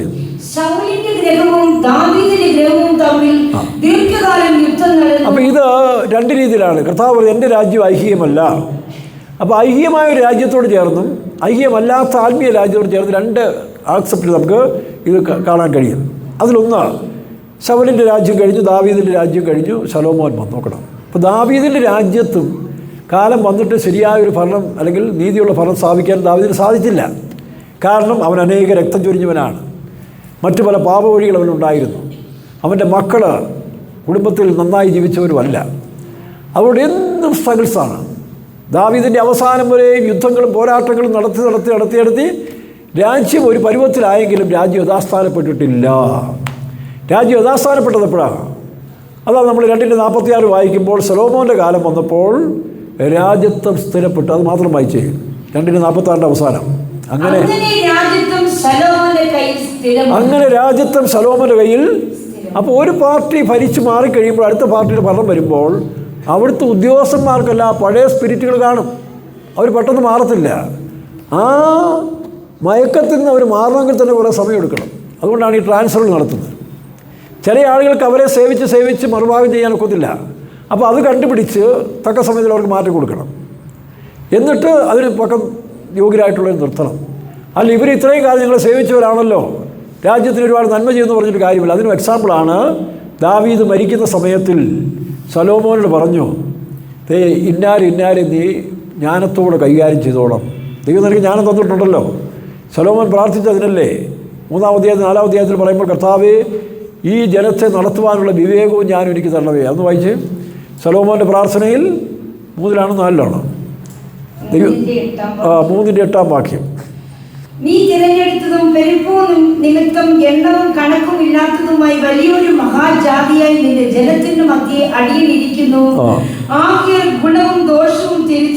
ഗുണവും ദോഷവും തിരിച്ചറിയണം. ഒരു രാജാവിന് അല്ലെങ്കിൽ ഒരു മുഖ്യമന്ത്രിക്ക് അല്ലെ മന്ത്രിമാർക്ക് പ്രതിപക്ഷ നേതാവിനായിരിക്കേണ്ട കാര്യം ഗുണവും ദോഷവും തിരിച്ചറിയണം. ദോഷത്തിൻ്റെ പിന്നാലെ കൂട്ടുകെട്ട് പോകുന്നതല്ല. അത് അണികളെ പറഞ്ഞ് ആദ്യം മനസ്സിലാക്കണം. നിൻ്റെ കുടുംബത്തിലുള്ളവർ പറഞ്ഞ് മനസ്സിലാക്കണം. നിൻ്റെ പിന്നാലെ വരുന്നത് ഇത് ഗുണമാണ്, ഇത് ദോഷമാണ്. നിങ്ങൾ എന്ത് ദോഷവും ചെയ്തോ, ഞാൻ നിന്നോട് കൊണ്ടെന്ന് പറഞ്ഞാൽ മൂക്കിൽ ശ്വാസമുള്ള നിനക്ക് എത്ര ആയസുണ്ട്, അതാണ് ചിന്തിക്കേണ്ടത്. അപ്പോൾ ഗുണവും ദോഷവും, പിന്നെ ഗുണവും ദോഷവും തിരിച്ചറിഞ്ഞ് നിന്റെ ജനത്തിന് ന്യായപാലനം ചെയ്യുവാൻ വിവേകമുള്ള ഹൃദയം എനിക്ക് തരേണമേ. അപ്പോൾ വിവേകമുള്ള ഹൃദയമില്ലാത്ത നേതാക്കന്മാർ എവിടെ ഇരിക്കുന്നു, അത് ആ രാജ്യത്തിന് ശാപമാണ്. അങ്ങനെയുള്ള മുഖ്യമന്ത്രിമാരും ആഭ്യന്തരമന്ത്രിയും മന്ത്രിമാരും ഉണ്ടെങ്കിൽ അത് ആ സ്റ്റേറ്റിന് തന്നെ ശാപമാണ്. മനസ്സിലാവുന്നു? അപ്പോൾ അതുകൊണ്ട് ജ്ഞാനവും വിവേകവും ഇതാണ് പറഞ്ഞത്. അത് ദൈവത്തിന് പ്രസാദമായി. അപ്പോൾ ദൈവം പറഞ്ഞു, നീ ഐശ്വര്യമോ സമ്പത്തോ ഭാര്യമാരെയോ മറ്റൊന്നും ചോദിക്കാതെ എൻ്റെ മനസ്സിലത്ത കാര്യം നീ പ്രാർത്ഥിച്ചുകൊണ്ട് ഞാൻ നിനക്ക് തരുന്നു. ഒരിക്കൽ VT സതീശൻ പറഞ്ഞതല്ലേ, എന്താ, ഞാൻ ഈ ഭാഗം വായിച്ചപ്പോൾ ഞാൻ ദൈവത്തോട് പറഞ്ഞു, കർത്താവേ പ്രതിപക്ഷ നേതാവായിരിക്കുന്നു ഞാൻ, പിന്നീട് എന്ത് സംഭവിച്ചാലും എനിക്ക് ഈ ജനത്തെ നടത്തുവാനുള്ള ജ്ഞാനവും വിവേകം തരണം ഞാൻ ദൈവത്തോട് പ്രാർത്ഥിച്ചു. അത് നല്ലൊരു പോയിൻ്റാണ്. പക്ഷേ ആ ജ്ഞാനവും വിവേകവും ഉള്ളപ്പോൾ തന്നെ ശ്രീമാൻ VT സതീശൻ്റെ ഭരണം ഇവിടെ നിലനിൽക്കണമെങ്കിൽ, ആഭ്യന്തരമന്ത്രിയായി രമേശ് കണ്ടിന്യൂ ചെയ്യണമെങ്കിൽ ഒരു കാര്യം ഓർത്തോണം, ഈ ജ്ഞാനവും വിവേകവും കൊണ്ട് ചെയ്യേണ്ട കാര്യങ്ങൾ ചെയ്യേണ്ട സമയത്ത് ചെയ്തില്ലെങ്കിൽ അത് തന്നെ നിങ്ങളെ ആക്രമിച്ചു കളയും. ഉദാഹരണം, ദാവീദ് പറഞ്ഞു, നീ ജ്ഞാനത്തോട് ഇത് കൈകാര്യം, യോവാബിൻ്റെ കാര്യമാണ്. ഇത്ര 1-ാം അധ്യായത്തിലാണ് ദാവീദ് പറയുന്നു, നീ യോവാബിനെ എനിക്ക് ചെയ്ത ദോഷവും 2 ശ്രേഷ്ഠരായ അവനേക്കാൾ ശ്രേഷ്ഠന്മാരായ 2 സൈന്യാധിപന്മാരെ അബ്നേരെയും അമാസായും. അബ്നേരുടെ വിഷയം 2 ശമൂവേൽ 3-ാം അധ്യായത്തിലും, അമാസയുടെ വിഷയം 2 ശമൂവേൽ 20-ാം അധ്യായത്തിലും, അബ്നേറിൻ്റെ വിഷയം 2 ശമൂവേൽ 3-ാം അധ്യായത്തിൽ എഴുതിയിട്ടുണ്ട്. വായിച്ച് പഠിച്ചാൽ മതി. ആ അന്യായം ചെയ്ത് യോവാബ് ഒരിക്കൽ ദാവീദിന് നേരെ ഭീഷണി മുഴക്കി, നീ ഇപ്പോൾ ഞാൻ പറയുന്ന അനുസരിച്ചില്ലെങ്കിൽ നിൻ്റെ ഭരണം നിലനിൽക്കുകയില്ല. അപ്പോൾ ഇങ്ങനെയുള്ള അണികൾ, IAS ഉദ്യോഗസ്ഥന്മാർ, IPS ഉദ്യോഗസ്ഥന്മാർ കൂടെ ഉണ്ടോ എന്നുള്ളത് വിവേചിച്ചറിയണം. കഴിഞ്ഞ കാലത്തിലുണ്ടായിരുന്നവരെങ്ങനെയാണ് നിങ്ങളുടെ കൂടെ സഹകരിക്കുന്നുള്ളത് വിവേചിച്ചറിഞ്ഞതിന് ശേഷം മാത്രമേ അങ്ങനെയുള്ള IPS IAS ഉദ്യോഗസ്ഥന്മാരെ ചീഫ് സെക്രട്ടറിമാരെ നിയമിക്കാവൂ. ഇല്ലെങ്കിൽ അവർ നിങ്ങളുടെ അടിയോടെ പറിച്ചു കളയും. ഇതാണ് ദാവീദ് ശലോമോന് കൊടുത്തൊരു നിർദ്ദേശം. ശലോമോൻ അത് മനസ്സിൽ വെച്ചുകൊണ്ട് ഇരിക്കുമ്പോഴാണ് ഇതുകൊണ്ട് വേറെ ആരുമല്ല പാരപണിയാൻ വന്നിരിക്കുന്നത്. ശ്രദ്ധിച്ചോണേ, ശ്രീമാൻ VT സതീശനും ആഭ്യന്തരമന്ത്രി ശ്രദ്ധിച്ചോണം, ഇവിടെ പാരപണിയാൻ വന്നിരിക്കുന്നത് വേറെ ആരുമല്ല, കമ്മ്യൂണിസ്റ്റുകാരുമല്ല, പിന്നെ BJPക്കാരുമല്ല, പിന്നെ ആരാ? ശലോമോൻ്റെ സ്വന്തം അമ്മയിൽ കൂടാണ് പാരപണി വന്നിരിക്കുന്നത്. ആ തള്ളയത് മനസ്സിലാക്കിയില്ല. അത് ശ്രദ്ധിച്ചോണം. നിങ്ങളുടെ ശത്രു നിങ്ങളുടെ കൂട്ടിൽ തന്നെ ഉണ്ടെന്ന് വിചാരിച്ചോണം, ഇല്ലയോ? നിങ്ങളുടെ വീട്ടുകാർ തന്നെ നിങ്ങളുടെ ശത്രു എന്ന് ആര് പറഞ്ഞു? എൻ്റെ ബോസ്. ആര്? യേശു ക്രിസ്തു. യേശുവാണ് എൻ്റെ ബോസ്. എൻ്റെ രക്ഷകനും ദൈവവും ബോസും എല്ലാം ഒറ്റയാളേ ഉള്ളൂ. അന്നേ യേശു പറഞ്ഞു നിൻ്റെ വീട്ടുകാരാണ് നിൻ്റെ ശത്രു. പക്ഷേ അറിഞ്ഞും അറിയാതെ ആയിരിക്കും. അപ്പോൾ ഇവിടെ എന്ത് ചെയ്തു? ശലോമോൻ്റെ സ്വന്തം അമ്മ അറിയാതെ ശലോമോന് പാര വെക്കാൻ ചെന്നിരിക്കുകയാണ്. എങ്ങനെ? 2-ാം അധ്യായത്തിൻ്റെ 22-23 വാക്യം വായിക്കുമ്പോഴേ അവിടെ അദോനിയാവ് എന്ന് പറയുന്ന ദാവീദിൻ്റെ മറ്റൊരു മകൻ, അവനെന്ത് ചെയ്തു? ഈ അമ്മയെ പോയി സോപ്പിട്ടു. ഈ സ്ത്രീകൾക്കൊരു കുഴപ്പമുണ്ട്, ഈ സോപ്പിങ്ങിനൊക്കെ വീണ് പോകും പലരും. അവരെ പൊക്കി കുറേ നേരം പറയാമെങ്കിൽ നല്ല ശതമാനം സ്ത്രീകളും വീണ് പോകും. ഇവരുടെ ഈ പൊങ്ങച്ചൊന്നും വലിയ കാര്യമൊന്നുമില്ല. ഈ ഫെമിനിസവും ഇതൊക്കെ പറഞ്ഞാലും ചിലരുടെ വീട് പോകുന്നതാണ് ഒരു 80%. പിന്നെ ഒരു 20% സ്ത്രീകളെ ഉള്ളൂ ഈ പറഞ്ഞ ബോൾഡ്നെസ് ആയിട്ടുള്ളവർ. ഞാൻ കുറേ പഠിച്ചിട്ടുണ്ട്, അതുകൊണ്ടാണ് പറഞ്ഞത്. കാരണം ഒരുപാട് സ്ത്രീകളെ ഞാൻ കണ്ടിട്ടുണ്ടല്ലോ. അപ്പം 80% പേരും പൊഴുത്തലും പൊങ്ങച്ചലും വീട് പോകും. അത് അവരുടെ ഒരു വീക്ക്നെസ്സാണ്. കാരണം അവർ ഈ പറഞ്ഞ പോലെ പാരസെൽസുകളല്ലേ, വാരിയലിൽ നിന്നല്ല എടുത്തിരിക്കുന്നത്. അപ്പോൾ വാരിയലിൽ നിന്ന് എടുത്തുകൊണ്ട് എപ്പോഴും ഒരു ചാരി നിൽക്കേണ്ട ഒരു സ്വഭാവം വരും. ആ ചാരില്ലെങ്കിൽ അവർ വിഷമിച്ചു പോകും. അങ്ങനെ വിഷമിക്കുന്ന സമയത്തിൽ ഏതെങ്കിലും ഒരുത്തൻ ചാരി കൊടുത്താൽ അങ്ങോട്ട് ചാരി കയറും. അത് നല്ല ശതമാനം സ്ത്രീകളുടെ സ്വഭാവം അതാണ്. അതുപോട്ടെ. അപ്പം ഇവിടെ നമ്മൾ വായിക്കുമ്പോൾ സ്വന്തം അമ്മയിൽ കൂടെ നോക്കണം, ചതിവ് എതിർകക്ഷികൾ കൊണ്ടുവരികയാണ്. വായിച്ച് 2-ാം അധ്യായം 12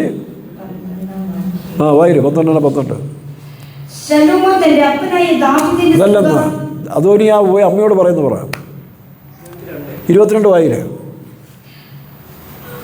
അപ്പോൾ അവൾ ശൂന്യകാലത്തെ അഭിഷേകിന് തന്റെ സഹോദരൻ അദോനിയാവിന് ഭാര്യയായിട്ട് കൊടുക്കണമെന്ന് പറഞ്ഞു. ശലോമോൻ രാജാവ് തന്റെ അമ്മ നോക്കണം. അപ്പോൾ ഇതിൽ ചരിത്രം ഇത്രയേ ഉള്ളൂ. അദോനിയാവും യോവാബും, ദാവീദിൻ്റെ സർവ്വസൈന്യാധിപനായ യോവാബും അദോനിയാവ് ദാവീദിൻ്റെ മകനാണ്. കുറേ ഉണ്ടല്ലോ, 5-6 ഭാര്യമാരിൽ പിള്ളേർ ഇഷ്ടം പോലെ ഉണ്ടല്ലോ. പിന്നെ എങ്ങനെ ശരിയാകുമെന്ന് പറയാം. ഒന്നുള്ളതിൻ്റെ അടുത്ത് തന്നെ പിള്ളേർ തമ്മിൽ അടിയാണ്. അപ്പോൾ പിന്നെ പല വ്യത്യസ്തമായ ഭാര്യമാർ ജനിച്ച പിള്ളേരാണെങ്കിൽ ചോദിക്കാൻ വേണ്ടല്ലോ. അപ്പോൾ ഈ അദോനിയാവ്, യോവാബ്, പഴയ മഹാപുരോഹിതനായ അബിയാഥാർ, വേറൊരു പേരാ ശിമീൻ ഈ കൂട്ടത്തിലല്ലെങ്കിൽ അത് വേറെ കക്ഷിയാണ്. അപ്പോൾ ഇവർ മൂന്നും കൂടെ പ്ലാൻ ചെയ്തുകൊണ്ട് രാജ്യം ശലോമോനായിപ്പോയി. അതവൻ പറയുന്നുണ്ട്, ദൈവത്താലാണ് ശലോമോന് വന്നത്. പക്ഷേ വേണ്ട, അവിടെ ഒരു നേഴ്സ് ഉണ്ടായിരുന്നു. ദാവീദിനെ ശുശ്രൂഷിച്ചുകൊണ്ടിരുന്ന ഒരു നേഴ്സ് പെണ്ണ്, ശൂനേംകാരത്തി എന്ന് പറഞ്ഞൊരു വൈദ്യ പെണ്ണുണ്ടായിരുന്നു. അത് ദാവീദിൻ്റെ ഭാര്യയെ പോലെയാണെങ്കിൽ ദാവീദ് പരിഗ്രഹിച്ചില്ല. അപ്പോൾ അങ്ങനെ ആ പെൺകുട്ടിയെ വിവാഹം കഴിച്ചു തരണമെന്ന് ചേട്ടൻ പോയി പറയുകയാണ്. ചെറിയ കാര്യമല്ലേ, ചെറിയ കാര്യം പോലെ തോന്നാം. ശലോമോന് രാജ്യം കിട്ടി, ശരി. ആ പാവപ്പെട്ട പെണ്ണിന് എനിക്ക് കല്യാണം കഴിച്ചു തരാൻ ശലോമോനോട് പറയണം, അമ്മച്ചി അല്ലെങ്കിൽ ആൻറ്റി പോയി ഒന്ന് റെക്കമെൻഡ് ചെയ്യണം. ബസ് അത്രയേ ഉള്ളൂ, അത് വലിയ കാര്യമൊന്നുമില്ല, ചെറിയ കാര്യമല്ലേ ഉള്ളൂ, ഞാൻ പോയി പറഞ്ഞ് ശരിയാക്കാം. തള്ളയ്ക്ക് എൻ്റെ ഗൗരവം മനസ്സിലാകുന്നില്ല. ഇതാണ് വിവേകബുദ്ധി എന്ന് പറയുന്നത്. ഇത് ഫെയ്ത്തോക്കാരെ സൂക്ഷിച്ചോണം. ഇപ്പം എൻ്റെ കൂടെ 4 സഹോദരിമാരുണ്ടെങ്കിൽ ഇച്ചിരി സാധനം കൊടുക്കാൻ 4 പേര് 4 അഭിപ്രായമായിട്ട് വരും കേട്ടോ. 4 അഭിപ്രായമായിട്ട് വരും. നമ്മുടെ സഹോദരിമാരല്ലേ, നമ്മുടെ അമ്മാമ്മമാരല്ലെന്ന് വിചാരിച്ചാൽ സെൻട്രൽ പാസ്റ്ററും കുറയും, കൊച്ചു പാസ്റ്ററും കുറയും, ചെറിയാകുഞ്ഞും കുറയും. അതിന് ഉദാഹരണം ഞാൻ പറയാം, കാരണം നമ്മൾ വിശ്വാസം കേൾക്കുന്നുണ്ടല്ലോ. ഞാൻ കോട്ടയം സെൻറ്ററിൽ ഇരിക്കുമ്പോഴേ ആ സമയത്ത് ഒരു പാസ്റ്റർ മരിച്ചുപോയോട് പറയാം, ജയസാമൻ്റെ കാലമാണ്. അന്ന് ഈ സഹോദരിമാർക്ക് വലിയ സ്വാതന്ത്ര്യമാണ്. അപ്പോൾ അവരെപ്പോഴും പോയി അപ്പച്ച അങ്ങനെയാണ്, എനിക്ക് അവിടെ തണുപ്പാണ്, അവിടെ കൊള്ളത്തില്ല, ഇവിടെ ഒരുപാട് പരാതി വരുമ്പോൾ അവർക്ക് സഹായിക്കുമോ, നമ്മുടെ സഹോദരിമാരല്ലേ എന്നും വെച്ചുകൊണ്ട് എടി ഇവർ കർത്താവിൻ്റെ വേലക്കാരാന്നുള്ള വെളിപ്പാട് ഈ നടത്തിപ്പാർക്ക് പോവുക. അപ്പോൾ അവരെന്ത് ചെയ്യും, അത് കേട്ടിട്ട് സെൻറ്ററിൽ പിടിച്ച് ചേർത്തു അങ്ങനെ. പക്ഷേ ഇവരുടെ മനസ്സ് തെറ്റി, ഇവർ പ്ലാൻ തെറ്റി, അതറിയുന്നില്ല. അങ്ങനെ കുറേ നാൾ കഴിഞ്ഞപ്പോൾ ഞാൻ സമൂലൂട്ടി, ബാബു ജോർജ്, ലാലു പാസ്റ്റർ, ഇപ്പോഴത്തെ ലാലു പാസ്റ്ററൊക്കെ ഉണ്ട്, പുള്ളിക്കും അറിയാം. ഞങ്ങളവിടെ ചെന്ന് ഞങ്ങൾ സെൻട്രൽ പാസ്റ്റർ സംസാരിക്കാൻ സമയം കിട്ടുന്നില്ല, കാരണം ഈ സൗകര്യമാർ പരാതി പറഞ്ഞ് തീരണ്ടേ. അങ്ങനെ കുറേ നാൾ പോയി. അപ്പോഴാണ് പാസ്റ്റർ MJ മാത്യു സെൻട്രൽ പാസ്റ്ററായിട്ട് മാറുക. പുള്ളി ആദ്യത്തെ വേലക്കാരുടെ മീറ്റിങ്ങിൽ തന്നെ പറഞ്ഞു, പുള്ളി ഒരു സ്റ്റെപ്പ് ഒരു മുഴം നേരത്തെ എറിഞ്ഞു. ഈ കണ്ണീരുള്ള ഇങ്ങനെ പല്ലി അടിച്ചിട്ട് പറഞ്ഞു, ഈ കണ്ണീര് കാണിക്കുന്ന സഹോദരിമാർ മഹാഖണികളാണെന്ന് പറഞ്ഞു കേട്ടോ. ഒറ്റ വാക്കേ പറഞ്ഞിട്ട് പിന്നെ ആ പരിസരത്ത് ഒരു സഹോദരിമാരെ കണ്ടിട്ടില്ല. സംഗതി ഫ്രീ ആയി. കേട്ടോ. അപ്പോൾ ഈ പ്രജകളുടെ കണ്ണീര് കാണുന്നത് മുഖ്യമന്ത്രി വിചാരിച്ചോണം ചില കള്ളക്കണ്ണീര് കണ്ട് മയങ്ങിപ്പോരുത്, വീണ് പോരുത്. പാർസ് എം ജെ മാത്യു ഒരൊറ്റ അടി അടിച്ചു, പിന്നെ ആ പരിസരത്തൊന്നും ഒരു സൗകര്യമാരെ കാണാനില്ല. അപ്പം ഇതിൻ്റെയൊക്കെ അർത്ഥം എന്താ? ഏണി വെച്ചാൽ കയറിപ്പോളും. അപ്പം നടത്തിപ്പുകാരും രാജാക്കന്മാരും നേതാക്കന്മാരും വിചാരിച്ചോണം സഹോദരിമാരാണ്, അമ്മയാണ്, മദറാണ് അല്ലെങ്കിൽ പറഞ്ഞാലും കാര്യമൊന്നുമില്ല. ഇവർക്ക് പോലും അറിയത്തില്ല ഇവരെന്ത് ഉദ്ദേശത്തോടെ വരുന്നെന്ന്. അവർ കേട്ടപ്പോൾ ചേട്ടനല്ലേ സഹതാപം തോന്നിയാൽ കല്യാണം റെഡിയാക്കി കൊടുത്തേക്കാം. എന്നാൽ സലോമോൻ്റെ അടുത്ത് വന്നപ്പോൾ സംഭവം മാറി. വായിച്ച്. ശലോമോൻ രാജാവ് തന്റെ അമ്മയോട് ശൂന്യക്കാരത്തിയായ അഭിഷേകിനെ അദോനിയാവിന് വേണ്ടി ചോദിക്കുന്നത് എന്ത്? നോക്കാം. അവന് വേണ്ടി പിന്നെ ഈ ബൈബിൾ വായിക്കുന്നവരെ ഫ്രീ ആയിട്ടൊക്കെ വായിച്ചാൽ മതി. ഈ ജർക്കിങ്, അതായത് ഏതോ വലിയ സംഭവം പോലൊന്നും വായിക്കാൻ പോകണ്ട. പണ്ട് ടയറിൻ്റെ കാറ്റിച്ചിരി അഴിച്ചു വിട്ടാൽ അല്ലേ ജർക്കിങ് കുറയും എന്ന് പറഞ്ഞ പോലെ മസിൽ പിടിക്കാൻ പോകണ്ട, ബാക്കി വായിച്ചാൽ മതി. ഇതേതോ വലിയ സംഭവം പോലെ അങ്ങനെ നിങ്ങൾ വലിയ കാര്യമായിട്ട് എടുക്കാൻ പോകണ്ട, സിമ്പിളായിട്ടങ്ങ് വായിച്ചാൽ മതി. അപ്പോൾ ഫ്രീ ആയിട്ട് വായിക്കാം. അപ്പോൾ വായിച്ചേ. നോക്കാം, ഇവിടെ വ്യത്യാസം നോക്കിയേ. സ്വന്തം അമ്മ രാജ്യഭാരം ഏറ്റ ഉടനെ അറിയാതെ വഞ്ചനയായിട്ട് വന്നിരിക്കുക. ചതിവിൻ്റെ ഇൻ്റർമീഡിയറ്റായിട്ട് സ്വന്തം അമ്മയെ തന്നെ എടുത്തിരിക്കുകയാണ്. ഇത് ഭരണകർത്താക്കാൻ മതിയാ. നിങ്ങൾ അധികാരത്തിൽ കയറുമ്പോൾ പണ്ട് പിണറായി പറഞ്ഞ പോലെ ചില ബിംബങ്ങൾ, ചില അവതാരങ്ങൾ വരും. പക്ഷേ പല അവതാരങ്ങളും അവസാനം പുള്ളിയുടെ ഭരണത്തിൽ തന്നെ ദോഷമായിപ്പോയി. ഇത് തിരിച്ചറിഞ്ഞോണം. അത് കോൺഗ്രസിൻ്റെ ആയിരുന്നാലും ശരി, മതത്തിൻ്റെ ആയാലും ശരി, അച്ഛൻ്റെ വേഷത്തിലോ പാസ്റ്ററുടെ വേഷത്തിലോ ഏത് വേഷത്തിൽ വന്നാലും ശരി, അത് തിരിച്ചറിയാൻ സലോമോനെ പോലെ ജ്ഞാനമില്ലെങ്കിൽ VT സതീശനും ഭാവിയിൽ വളരെ അബദ്ധത്തിൽ പോവും. സത്യമാണ്. ഇപ്പം സ്വന്തം അമ്മ വന്ന ആദ്യത്തെ റിക്വസ്റ്റാണ്, ആദ്യമായിട്ട് പറഞ്ഞൊരു കാര്യമാണ്. അതും വെറും നിസ്സാരമായ കാര്യം. പക്ഷേ അതിൽ ഒളിച്ചിരുന്ന ചതിവ് സലോമോന് ദൈവം കൊടുത്ത് ജ്ഞാനം കൊണ്ട് മനസ്സിലായി. അപ്പോൾ ഭരണകർത്താക്കന്മാർക്ക് ദൈവജ്ഞാനം ഉണ്ടെങ്കിൽ മാത്രം, വിവേകം ഉണ്ടെങ്കിൽ മാത്രമേ ആ ഭരണം നിലനിൽക്കുകയുള്ളൂ. അപ്പോൾ ഭരണത്തിന് നിലനിൽപ്പിന് ദൈവത്തിൻ്റെ ജ്ഞാനവും വിവേകമുള്ളൊരു ഹൃദയം ആവശ്യമാണ്. അല്ല പത്രാസ് കാണിച്ചുകൊണ്ടോ, ഭരണം കാണിച്ചുകൊണ്ടോ, കാർ അടിച്ച് പൊട്ടിച്ചുകൊണ്ടോ, പിന്നെ ട്രാൻസ്പോർട്ട് ബസ് അടിച്ചുകൊണ്ടോ, ഇല്ലെങ്കിൽ എന്ത് ഓപ്പറാജ് കാണിച്ചാലും സാധ്യമല്ല. അതോട് വായിച്ച്. നോക്കണം, സലോമോൻ പയ്യനാ, 17 വയസ്സാണ്ടേ ഉള്ളൂ, 20 വയസ്സിന് താഴെയാ. ആ പയ്യൻ പറയുകയാണ്, എന്നാൽ പിന്നെ അമ്മച്ചിയെ, അമ്മോ രാജ്യം ആർക്ക് വേണ്ടി? യോവാബിനും മഹാപുരോഹിതനായ അബിയാഥാറിനും എൻ്റെ ജ്യേഷ്ഠനും അല്ല ചോദിക്കരുതെന്ന് ചോദിച്ചു. അപ്പോൾ ഇത്ര ഗൗരവമുള്ളൊരു വിഷയമാണ്. അപ്പോൾ രാജ്യത്തെ മറിച്ചിടാൻ വേണ്ടിയുള്ള ഒരു ടെക്നിക്കാണ് ഈ അദോനിയാവും കൂട്ടരും ആലോചിച്ചിട്ട് അതിനൊരു വഴി, അകത്ത് കിടക്കാൻ വേണ്ടി ഒരു വഴി നോക്കണം. നാളെ അവളെ വെച്ച് കളിക്കണം. പണ്ട് പല സ്ത്രീകളെയൊക്കെ ഇറക്കി പാർട്ടിക്കാർ കളിച്ചില്ലേ, ഉമ്മൻചാണ്ടിയൊക്കെ നിലത്തടിച്ച് കളഞ്ഞില്ലേ. ഇത് മനസ്സിലാക്കിക്കോണം. ഏതെങ്കിലും പരുവത്തിൽ അടിതെറ്റിക്കുന്നതായ പാർട്ടികളോട്ട് വരുമ്പോൾ നേരത്തെ കണ്ട് വിവേചിച്ച് പോകാനുള്ള കൃപയില്ലെങ്കിൽ സതീശൻ്റെ ഗവൺമെൻറ്റിനും തദൈവ ഇതെല്ലാം സംഭവിക്കും. ഇപ്പോൾ 17 വയസ്സ്, സതീശനൊന്നുമില്ലേ 62 വയസ്സായില്ല. ഇന്ന് ജന്മദിനമാണെന്നാണ് പറയുന്നത്. ആയിക്കോട്ടെ. എന്നാൽ ഇവിടെ 20 വയസ്സ് പോലും തികയാത്തൊരു കൊച്ചിന് കൊടുത്ത ദൈവത്തിൻ്റെ ജ്ഞാനത്തിൽ സ്വന്തം അമ്മയിൽ കൂടി ശത്രുക്കൾ ചതിവുമായിട്ട് വന്നു. ഇത് സതീശനേക്കാൾ കൂടുതൽ ചിന്തിക്കേണ്ട രമേശാണ്. കാരണം രമേശിനെ ഞാൻ പറഞ്ഞില്ല, നമ്മുടെ MD അപ്പനെ പോലെ, MD തോമസിനെ പോലെ ഒരു അമ്മയുടെ ഹൃദയമാണ്, സോഫ്റ്റ്നെസ്സാണ്. ആർക്കും അങ്ങ് താന്നു കൊടുക്കും. വളരെ സൂക്ഷിച്ചോണം. മറ്റവരെ അടിയോടെ തറക്കാൻ പല വേഷങ്ങളിൽ വരും. ഇപ്പോൾ സ്വന്തം അമ്മയുടെ വേഷത്തിൽ, അമ്മയെ കൊണ്ട് തന്നെ വന്നിരിക്കും, വേഷത്തിലല്ല. അത് തിരിച്ചറിയാൻ അമ്മയ്ക്ക് കഴിയാതെ പോയി. അമ്മ വിചാരിച്ച നിസ്സാര കാര്യമല്ലേ. പക്ഷേ ശലോമോനെ ഞാൻ മനസ്സിലാക്കി. എന്നാൽ രാജ്യം ആർക്ക് വേണ്ടി? യോവാബിനും അബിയാഥാർ പുരോഹിതനും എൻ്റെ ചേട്ടനും വേണ്ടി ചോദിക്കരുതോ? തീർന്നില്ല കേട്ടോ. അതിൻ്റെ ഗൗരവം മനസ്സിലാക്കിക്കോണം. താഴോട്ട് വായിക്കാം.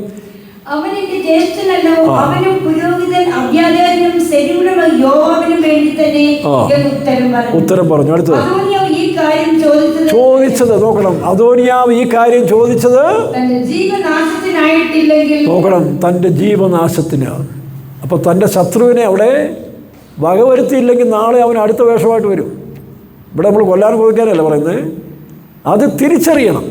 ആ തിരിച്ചറിവില്ലെങ്കിൽ ഈ നാട്ടുകാരെല്ലാം കൂടെ ജനരോഷം ഉണ്ടാക്കി ഒരുത്തിനെ ഭരണത്തിൽ കയറ്റിക്കൊണ്ട് കാര്യമൊന്നുമില്ല.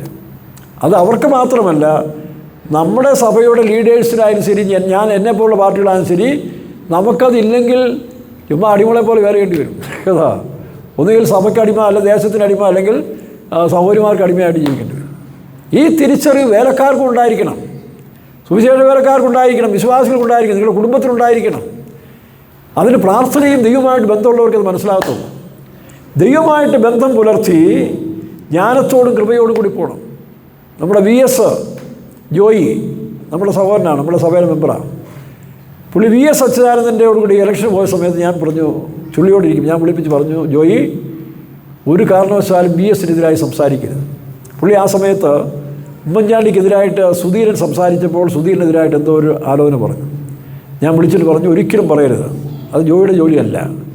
ജോയിയെ ദൈവത്തിൻ്റെ ഉദ്ദേശമുണ്ട്, ആ ഉദ്ദേശം കൊണ്ടാണ് ഇത്രയും വളച്ചുകൂടെ കൂട്ടി. നാളെ MLA ആകും.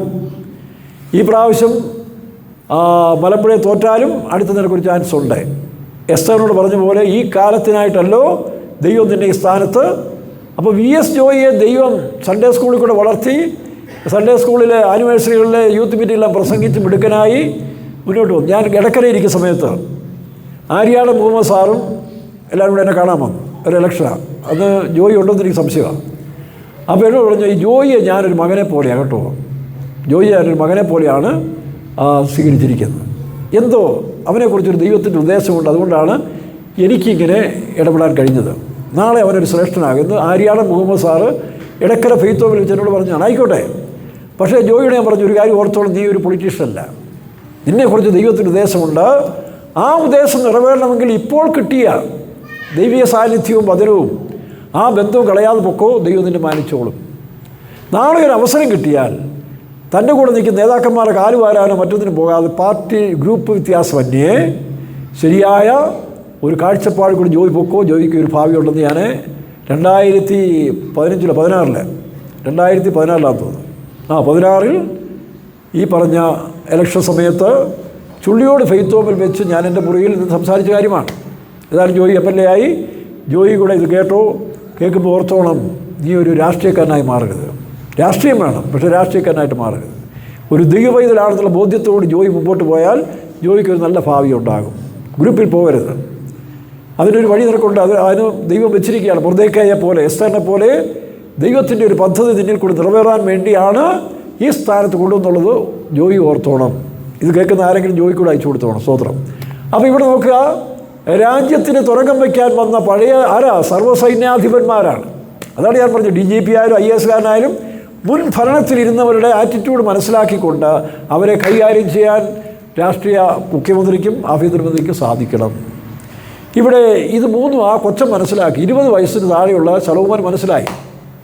അപ്പോൾ എന്ത് ചെയ്തു? എന്താ സംഭവിച്ചേ? ആ പെട്ടെന്ന് ആക്ഷൻ എടുക്കുകയല്ല, ഓരോന്നിനും ഓരോ സമയം കൊടുത്തു. അദോനിയാവിന് സ്പോട്ടിൽ തന്നെ ശിക്ഷ കൊടുത്തു. കാരണം അവൻ സ്വന്തം അമ്മയെ കൂടെ ചതിക്കാൻ വന്നുകൊണ്ടാണ്.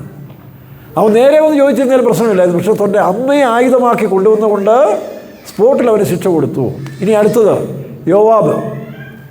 യോവാബിൻ്റെ പണി പാളിയെന്ന് കണ്ടപ്പോൾ അവനെന്ത് ചെയ്തു? 2-ാം അധ്യായത്തിൽ പോയി യാഗപീഠത്തിൽ പോയി പിടിച്ചു. യാഗപീഠത്തിൽ ചെന്ന് കഴിഞ്ഞിട്ടും രക്ഷയില്ല. വായിച്ച് 2-ാം അധ്യായം 28-ാം വാക്യം വായിച്ച്. 2:28. 1 രാജാക്കന്മാർ 2:28.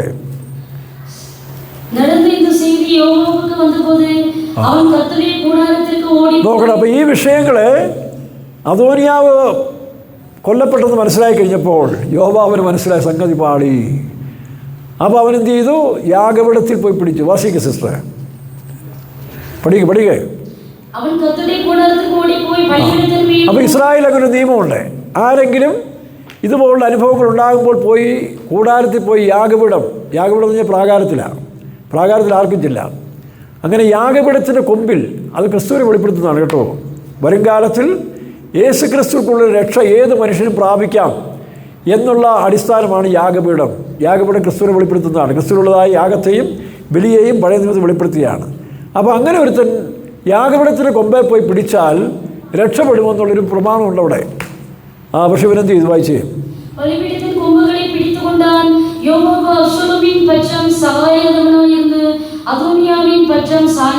നോക്കണം.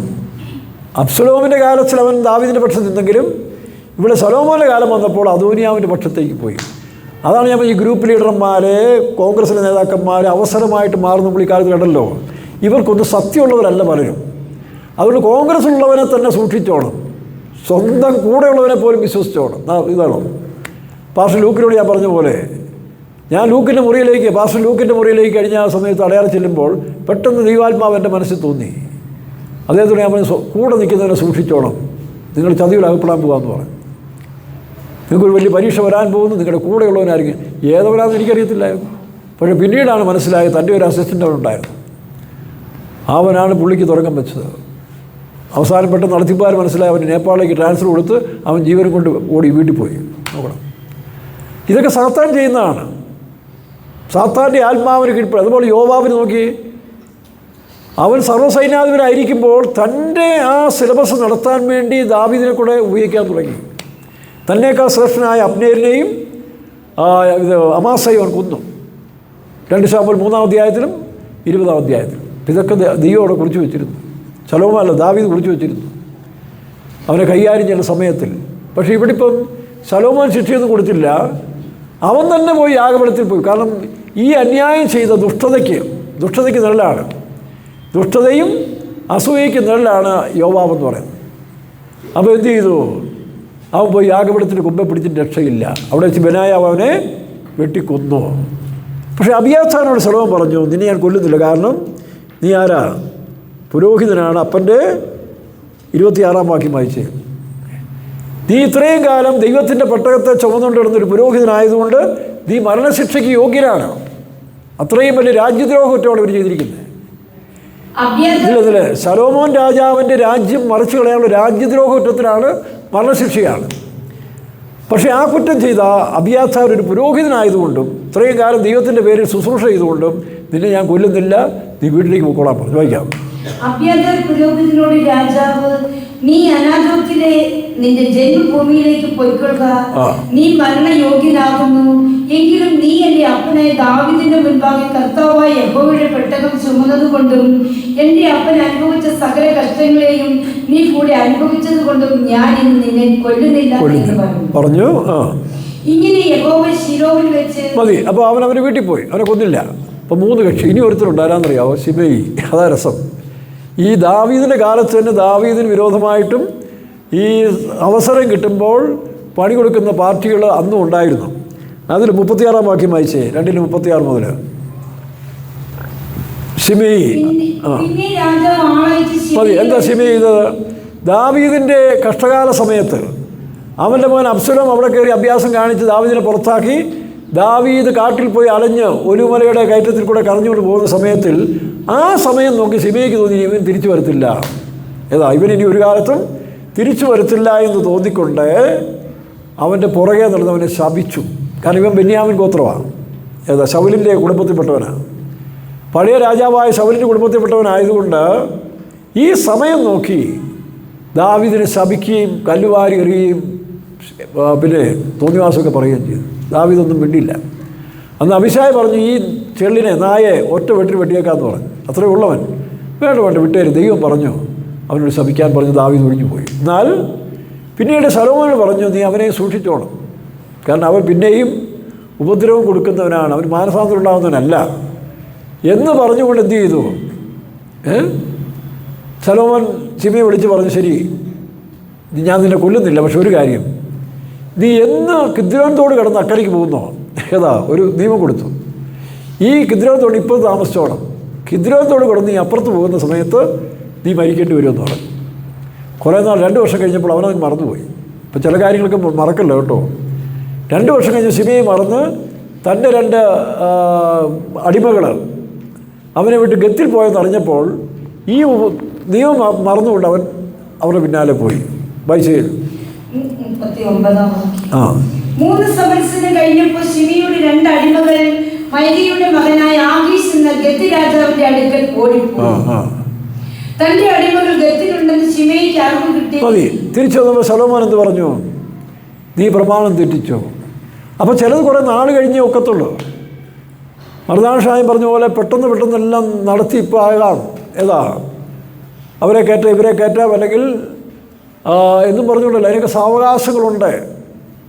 അത് അവർക്ക് ക്രമം കൊടുക്കട്ടെ. അതുകൊണ്ട് മർദാഷാദിനോട് ഞാൻ പറയുകയാണ്, ഈ ലേഖനങ്ങളൊക്കെ ഇനി എഴുതുമ്പോഴേ അല്പം പ്രാർത്ഥിച്ചും നടത്തിപ്പോലൊക്കെ എഴുതാവുള്ളൂ.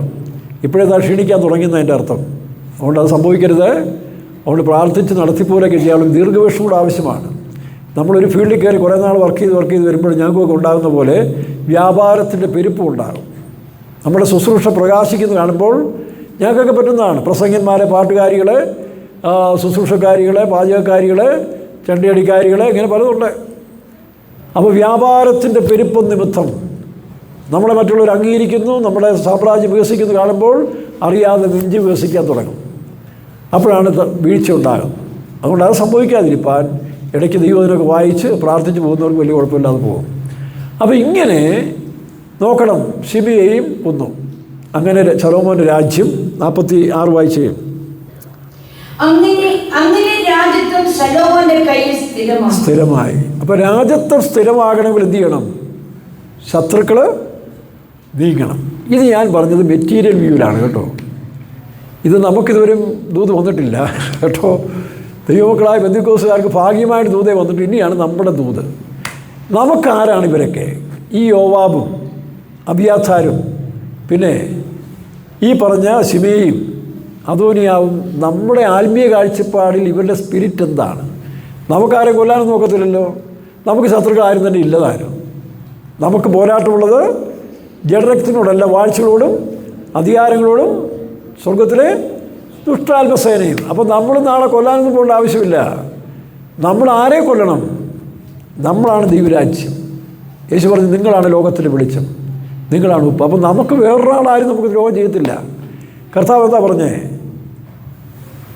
ദേഹത്തെ കൊല്ലുന്നവനെ ഭയപ്പെടണ്ട. നിങ്ങളുടെ ദേഹത്തെ കൊല്ലാൻ ആർക്കും കഴിയും, പക്ഷെ അത് നിങ്ങൾക്ക് നന്മയാണ്. ദേഹത്തെയും ദേഹിയെ നരകത്തിലേക്ക് പറഞ്ഞയക്കുന്ന ദൈവത്തെ. അപ്പം നമുക്ക് നമ്മുടെ ശരീരത്തിൽ ഇതിൽ ഉപദ്രവിച്ചാലോ, നമ്മളെ പരിഹസിച്ചാലോ, നിന്ദിച്ചാലോ, ആപ്പ് വെച്ചാലും നമ്മൾ പേടിക്കേണ്ട ആവശ്യമില്ല. നമ്മുടെ കാല് വാരിയാലും പേടിക്കേണ്ട. കാരണം നമ്മുടെ കാലേ വാരിയുള്ള ആത്മാവിനെ വാരാൻ ഇവന്മാർക്ക് സാധിക്കത്തില്ല. ഈ ശരീരം ഇതോടുകൂടി മണ്ണിൽ അവസാനിക്കും. ഈ ശരീരം ഉയർക്കാൻ പോകുന്നില്ല. നമ്മളിലുള്ള ആത്മീയ മനുഷ്യനാണ് നിത്യതയിൽ ഉയർക്കാൻ പോകുന്നത്. അങ്ങനെ പാട്ടില്ലേ? മണ്ണാകും ഈ ശരീരം. എല്ലാവരും പാടിക്കേ.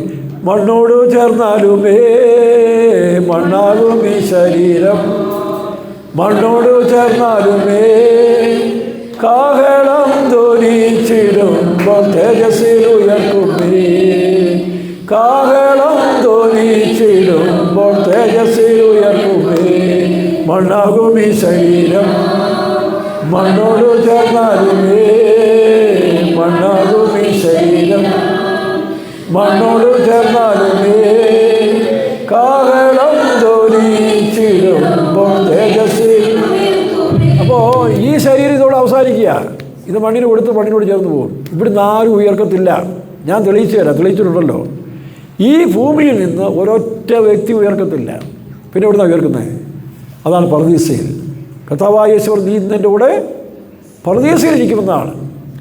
മരിച്ചുപോയ മനുഷ്യർ, വിശുദ്ധന്മാരുടെ ആത്മാക്കൾ പർദീസയിലാണ്. അതിനാണ് പൗലോസ് 1-ാം സ്വർഗം, 2-ാം സ്വർഗം, 3-ാം സ്വർഗം. കൊലോസിലെ എന്ന് പറയുമ്പോൾ നിങ്ങൾ മരിച്ച് നിങ്ങളുടെ ജീവൻ ക്രിസ്തുവിനോട് ദൈവത്തിൽ മറിഞ്ഞിരിക്കും. ജീവനായ ക്രിസ്തു വെളിപ്പം നിങ്ങളും അവനോടുകൂടെ മണ്ണിലല്ല തേജസ്സിൽ വെളിപ്പെടും. അവിടെ നിന്നാണ് നമ്മൾ രൂപാന്തര ശരീരം. അപ്പോൾ ഈ മണ്ണുമായിട്ട്, അതുകൊണ്ടാണ് ഞാൻ നിങ്ങളോട് പറഞ്ഞു, ഞാൻ മരിച്ചാൽ നിങ്ങൾ അവിടെ കൊണ്ടൊന്നും നടക്കേണ്ട ആവശ്യമില്ല. ഞാൻ വെച്ച് പിടിപ്പിച്ച മരങ്ങൾ ഇവിടെയുണ്ട്. ബട്ടർ ഫ്രൂട്ടിന് ചുവട്ടിലോട്ട് ഇട്ടോ. എനിക്ക് അധികം മാംസമൊന്നുമില്ല, പക്ഷേ എല്ലാം ഉണ്ട്. ഒരു 40 കിലോ എല്ലുകൂടിയെങ്കിലും കിട്ടും. 72 കിലോ ഉണ്ടെന്നുണ്ടോ? വേസ്റ്റെല്ലാം കളഞ്ഞാലും തോലും പണ്ടോലം കളഞ്ഞാലും ശരി, 40 കിലോ എല്ലുകൂടി കിട്ടും. വെറുതെ എന്തിനാണ് കളയുന്നത്?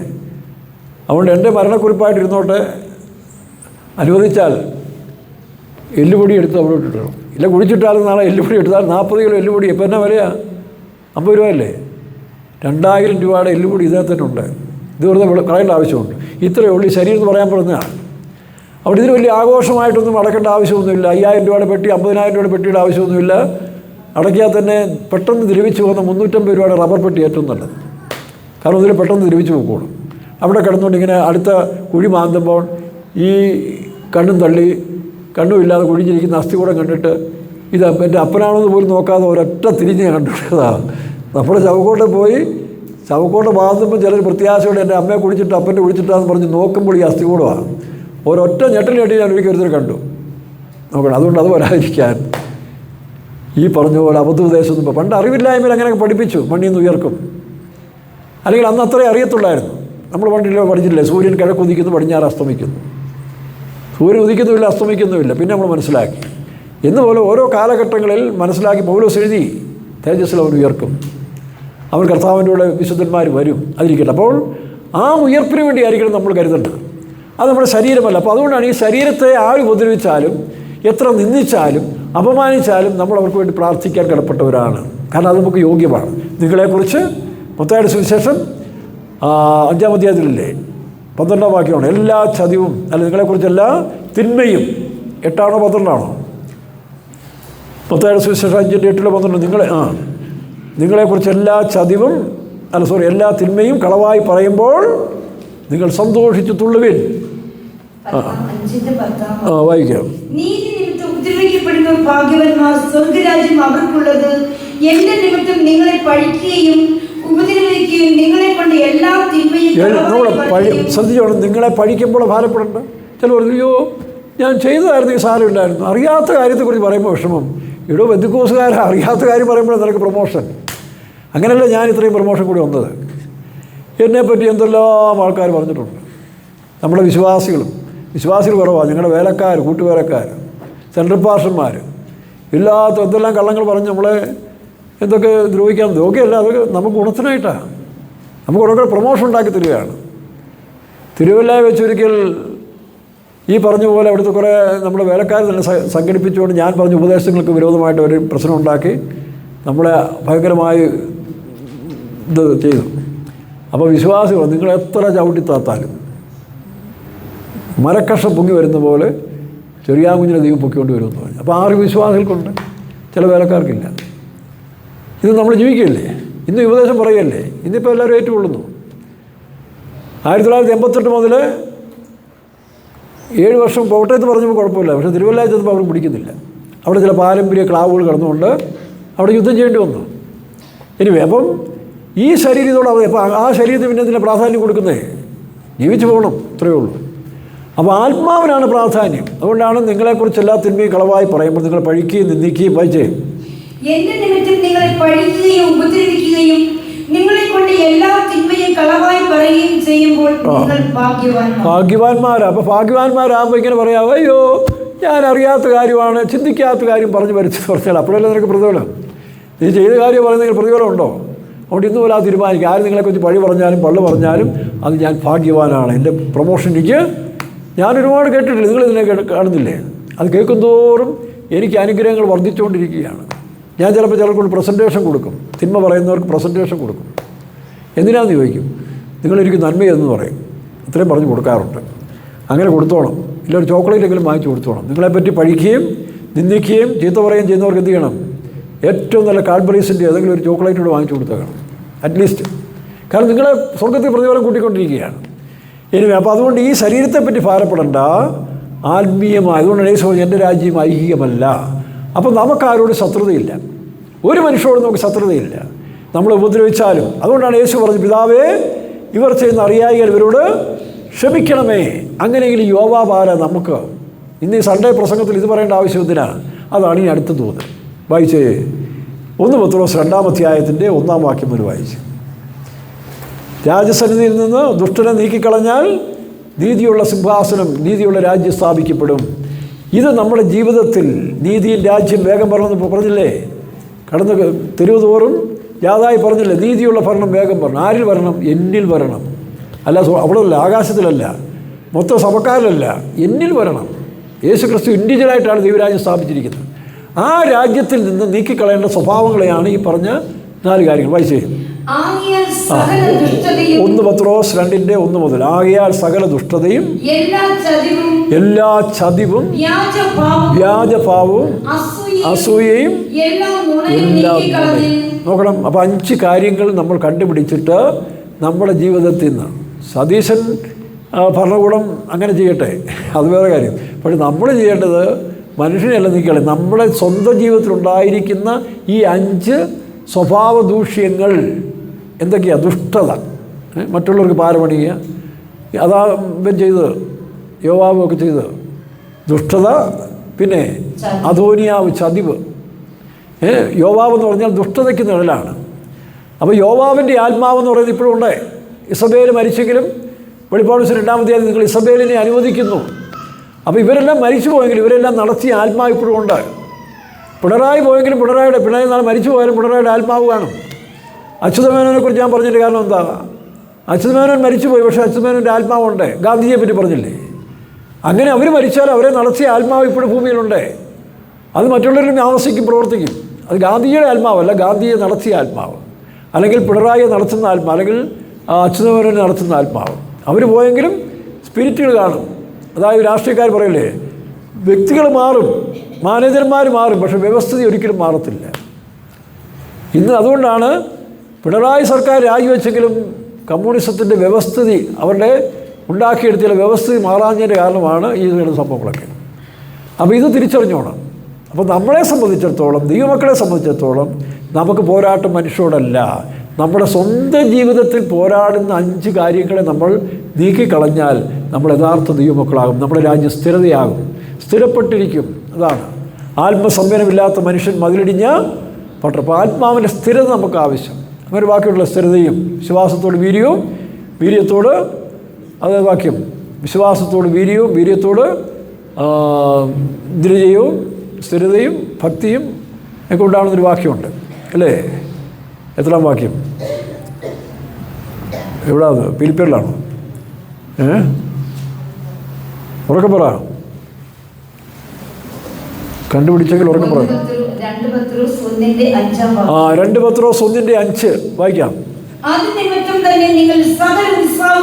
സകല ഉത്സാഹവും സലോമോൻ തൻ്റെ രാജ്യത്തെ യഥാസ്ഥാനപ്പെടുത്താൻ തന്നിലുള്ള ദുഷ്ടത ഇതെല്ലാം നീക്കിക്കളഞ്ഞതുപോലെ നമ്മൾ നമ്മുടെ സ്വന്തം ജീവിതത്തിലെ വായിക്കാം.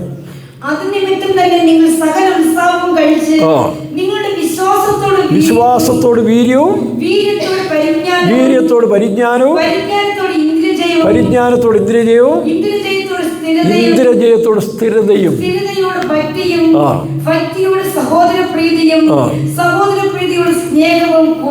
ഇങ്ങനെ നാം വളർന്നുകൊണ്ടേയിരിക്കണം.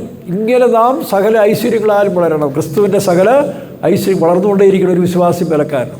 അല്ല വർഷം പറയല്ല. ഏതാ ആഭ്യന്തരമന്ത്രി പറഞ്ഞ ഞാൻ സീനിയറാന്ന് പറഞ്ഞിട്ടൊരു കാര്യമില്ല.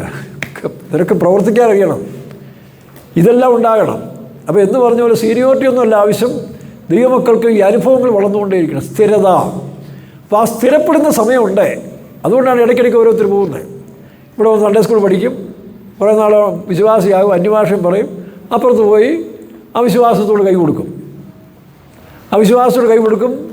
വിഗ്രഹങ്ങൾ വിട്ടകന്നവർ വിഗ്രഹത്തിന് മുമ്പിൽ പോയി ശുശ്രൂഷ ഏറ്റുകൊള്ളുകയും ചെയ്യും. എന്താ കാരണം? സ്ഥിരതയില്ല. അവർ വരുന്നു പോകുന്നു, ഇങ്ങനെ ഒരു മെമ്പേഴ്സായിട്ട് പോകുന്നല്ലാതെ ഈ സഭയുമായിട്ട് യാതൊരു ബന്ധവുമില്ല. പണ്ടൊരാൾ പറഞ്ഞ പോലെ കണ്ടാൽ നല്ല യോഗ്യമാണ്, സ്നേഹമുണ്ട്, സന്തോഷമുണ്ട്, വെള്ള ഡ്രസ്സുണ്ട്, വെള്ള ഉടുപ്പുണ്ട്, വെള്ള സാരിയൊക്കെ ഉണ്ട്. ഒരാൾ പറഞ്ഞ പോലെ വെപ്പുവല്ല് പോലെയാണ്. ഇല്ലേ? വെപ്പുവല്ല് കണ്ടിട്ടില്ലേ? എല്ലാ പല്ലിനേക്കാൾ കളറുണ്ട്, ഓർഡറുണ്ട്, കാണാൻ രസമുണ്ട്. പക്ഷെ ഒറ്റ കാര്യമേ ഉള്ളൂ, എന്താ? ആ ശരീരമായിട്ട് അതിന് യാതൊരു ബന്ധവും ഇല്ല. ഇങ്ങനെ കുറേ പുള്ളികളുണ്ട്. വരും, പ്രാർത്ഥനയ്ക്ക് വരും, പിന്നെ ഞായറാഴ്ച വരും, കൺവെൻഷൻ കൂടും, എല്ലാം ചെയ്യും. പക്ഷേ അവർക്ക് ആത്മാവിൽ ഈ സഭയോട് ബന്ധമേ ഇല്ല. അതുകൊണ്ടാണ് ഓരോ പരീക്ഷ വരുമ്പോൾ അവർ നിസ്സാരമായിട്ടൊക്കെ പോവുകയാണ്. അതിന് സാരമില്ല. അവിടെ ഒരു പ്രാധാന്യം പോലും കൊടുക്കുന്നില്ല. ഇത്രയും കാലം ഇതിനകത്ത് കേട്ടതാണല്ലോ എന്നുപോലും ചിന്തയിലർക്കില്ല. ഇതതിൻ്റെ കാരണം അവരിതുമായിട്ട് ബന്ധമില്ല, സ്ഥിരതയില്ല. അവർ തലയോട് ഏകീഭവിക്കുന്നില്ല. ഞരമ്പുകളാൽ ഇത് സീരിയലുകൾ ഓടുന്നില്ല. പിന്നെ യൂണിഫോം ധരിക്കും, മീശയും പഠിക്കും, വെള്ള സാരി കൊടുക്കും, ഞായറാഴ്ച മസ്റ്റായിട്ട് കൊടുക്കും ഒക്കെ. പക്ഷേ ആന്തരികമായിട്ടില്ല. അത് വെപ്പുവല്ല് പോലെയാണ്. അതുകൊണ്ടാണ് പലർക്കും സംഭവിക്കുന്നത്. ഇവിടെ വായിച്ച് താഴോട്ട് വായിക്കാം. இப்படி இருக்க நீங்கள் அதிக ஜாக்கிரதையுள்ளவர்களாய் உங்கள் விசுவாசத்தோட தைரியத்தையும் தைரியத்தோட ஞானத்தையும் ஞானத்தோட இச்சையடக்கத்தையும் இச்சையடக்கத்தோட பொறுமையையும் പൊറുമയോടെ ദൈവഭക്തിയെയും പുറമെന്ന് പറഞ്ഞാൽ സ്ഥിരത, മലയാളത്തിൽ സ്ഥിരത എന്നാണ്. അപ്പോൾ സ്ഥിരത നമുക്കുണ്ടാകണമെങ്കിൽ പടിപടിയായി നമ്മൾ വളർന്നുകൊണ്ടിരിക്കണം. അങ്ങനെയാണ് ഇതെല്ലാം നീക്കിക്കളയേണ്ട സ്വഭാവങ്ങൾ. വീണ്ടും വായിച്ച 1 പത്രോസ് 2:1 ആകയാൽ സകല ദുഷ്ടതയും എല്ലാ ചതിവും. അതാണ് യോവാബ്. അപ്പോൾ യോവാബ് എന്ന് പറഞ്ഞാൽ പുതിയ നിയമസഭയിൽ ഓർത്തോളം ദുഷ്ടതയുടെ ആത്മാവ് നമ്മളിൽ കാണരുത്. ദുഷ്ടചിന്ത ഉണ്ടാകരുത്, മറ്റുള്ളവർക്ക് ദോഷം വയ്ക്കരുത്, കുതികാൽ വെട്ടരുത്, വേർതിരി ഇല്ലാതാക്കാൻ ശ്രമിക്കരുത്. അതെല്ലാം യോവാബിൻ്റെ ആത്മാവാണ്. അപ്പോൾ അതുകൊണ്ട് നിങ്ങളിനി നോക്കിയോണം, ആരിലെങ്കിലും ഇങ്ങനെ ദുഷ്ടത കാണുന്നെങ്കിൽ നിങ്ങൾ പറഞ്ഞു അത് യോവാബിൻ്റെ ആത്മാവെന്ന് പറഞ്ഞേക്കണം. യോവാബിൻ്റെ ആത്മാവ്. ചതിവ്, അതാണ് അദോനിയാവ്. അവൻ അമ്മയിൽ കൂടെ ചതിക്കാൻ, സലോമോനെ ചതിക്കാൻ വേണ്ടി വന്നതാണ്. അപ്പോൾ ദുഷ്ടത, യോവാബ്, അദോനിയാവ്, ചതിവ്, പിന്നെ വ്യാജഭാവം. അതാണ് പുരോഹിതന്മാർ. പുറമേ ഭക്തി കാണിക്കും. കപടഭക്തിക്കാരായ പുരോഹിതന്മാർ നിങ്ങൾക്ക് അയ്യോ കഷ്ടം. അവരവിടെ നിൽക്കും, ഇവിടെ തവളയുടെ കാര്യം പറഞ്ഞ പോലെയാണ്. നമ്മൾ വെളിപ്പാട് പുസ്തകത്തിലുണ്ടല്ലോ, പ്രവാചകൻ്റെ കള്ളപ്രവാചകൻ്റെയും എതിർ ക്രിസ്തുവിൻ്റെയും വായിൽ നിന്ന് 3 തവളകൾ, പിശാചിൻ്റെ വായിൽ നിന്ന് 3 തവളകൾ പോകുന്ന. തവളയുടെ ഗുണം എന്താ? തവളയ്ക്ക് വെള്ളത്തിലും ജീവിക്കാം, കരയിലും ജീവിക്കാം. നമ്മൾ വർഗീസ് പാസ്റ്റർ പറഞ്ഞ പോലെ കള്ളിലും ചെത്തും, ഇല്ലയോ? എൻ്റെ കൂടെ ഒരാളെ കൊണ്ട് അയച്ചിട്ട്, കുറേ നാൾ മുമ്പ് ഒരാളെ അയച്ചിട്ട് പറയുക, ചെറിയാഴ്ച അത് അവൾ കള്ളിലും ചെത്തും, പിന്നെ ചക്കരയ്ക്കും ചെത്തും എന്ന് പറഞ്ഞു. എനിക്കന്ന് പിടികിട്ടിയില്ല, അനുഭവത്തിൽ കൂടെ ഒന്നും മനസ്സിലായി. ഏതാ ഈ കള്ളിന് ചെത്തുന്നത്, എന്താ ചക്കരയ്ക്ക് ചെത്തുന്നത് എന്ന് പറഞ്ഞ പോലെ അങ്ങനെയുള്ള മനുഷ്യരുണ്ട്, വേലക്കാരിലുണ്ട്, വിശ്വാസികളുണ്ട്. ഏതാ അവിടെ നിൽക്കും, ഇവിടെ നിൽക്കും, കള്ളിനും ചെത്തും, ചക്കരയ്ക്കും ചെത്തും. പനയെ കയറുമ്പോൾ ചക്കരയ്ക്ക്, മറ്റേ കയറുമ്പോൾ കള്ളിനാണ്. രണ്ടും കൊണ്ടല്ലോ, ഒന്നിൽ തന്നെ എടുക്കാമല്ലോ. അതാണ് അതിൻ്റെ പ്രൈസ്. അപ്പോൾ ഇങ്ങനെയുള്ളവരുണ്ട്. അതാണ് വ്യാജഭാവം, കള്ളവേഷം ധരിക്കുന്ന പുരോഹിതന്മാർ, മത നേതാക്കന്മാർ. അപ്പോൾ ആ ആത്മാവ് നമുക്കുണ്ടാകരുത്. വ്യാജഭാവം, ഇവിടെ ഒരു വേഷം, അവിടെ ഒരു വേഷം. ഞായറാഴ്ച വരുമ്പം ഒരു പ്രകൃതി, ക്ലാസ്സിൽ പോകുമ്പോൾ, കോളേജിൽ പോകുമ്പോൾ, ജോലി സ്ഥലത്ത് പോകുമ്പോൾ, തെരുവിൽ പോകുമ്പം അവരവിടെയൊക്കെ ചേർന്നേക്കും. യാതൊരു വേർപാടും ഇല്ലാത്ത അനുഭവം. അടുത്ത് വായിച്ചേ. അസൂയ. നോക്കണം, ശിമേയി അവന് ദാവീദിനുള്ള അസൂയയായിരുന്നു. തൻ്റെ കുടുംബത്തിൽപ്പെട്ടവൻ മാറിക്കഴിഞ്ഞ് ദാവീദ് വന്നപ്പോൾ അസൂയ, അതാണ് ശിമേയി. നോക്കണം. അപ്പോൾ അസൂയ, പിന്നെ നുണയും, പിന്നെ നുണ പറഞ്ഞ് നടക്കുക. ഇത് രണ്ടുമായിരുന്നു ശിമയുടെ ജോലി. ശിമ എന്ത് ചെയ്തു?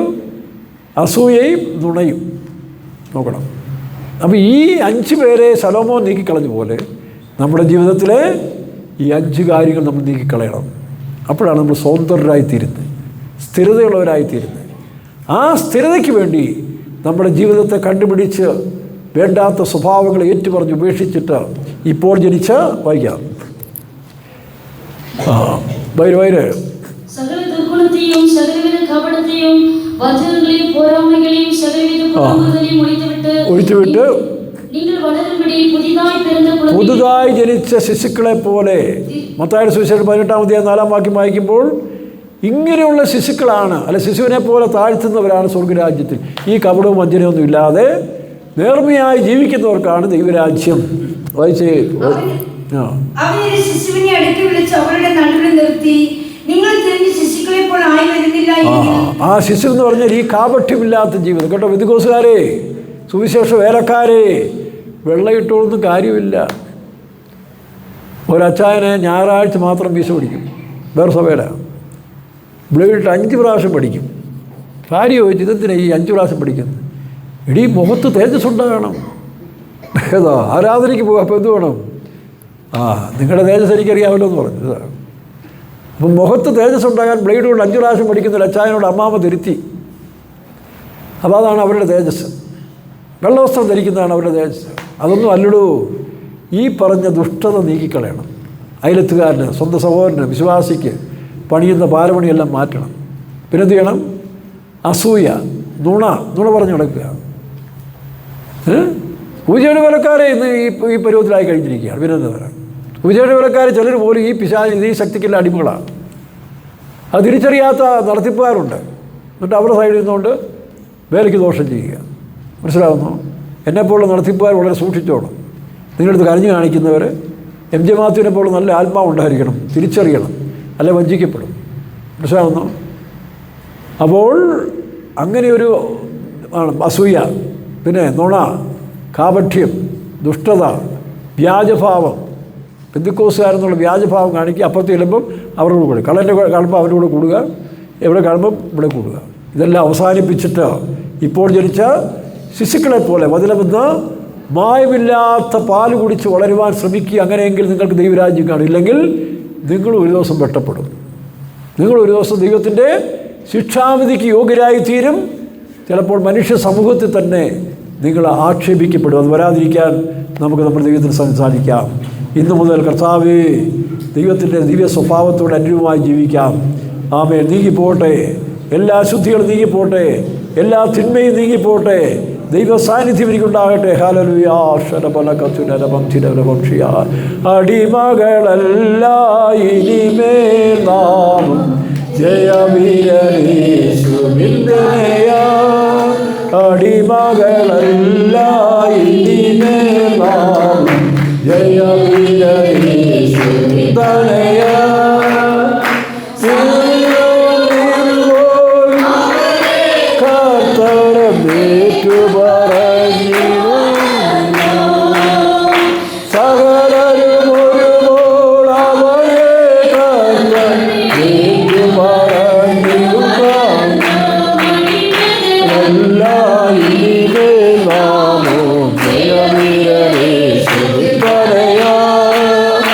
അടിമകളല്ല ഇനിമേൽ നാമോ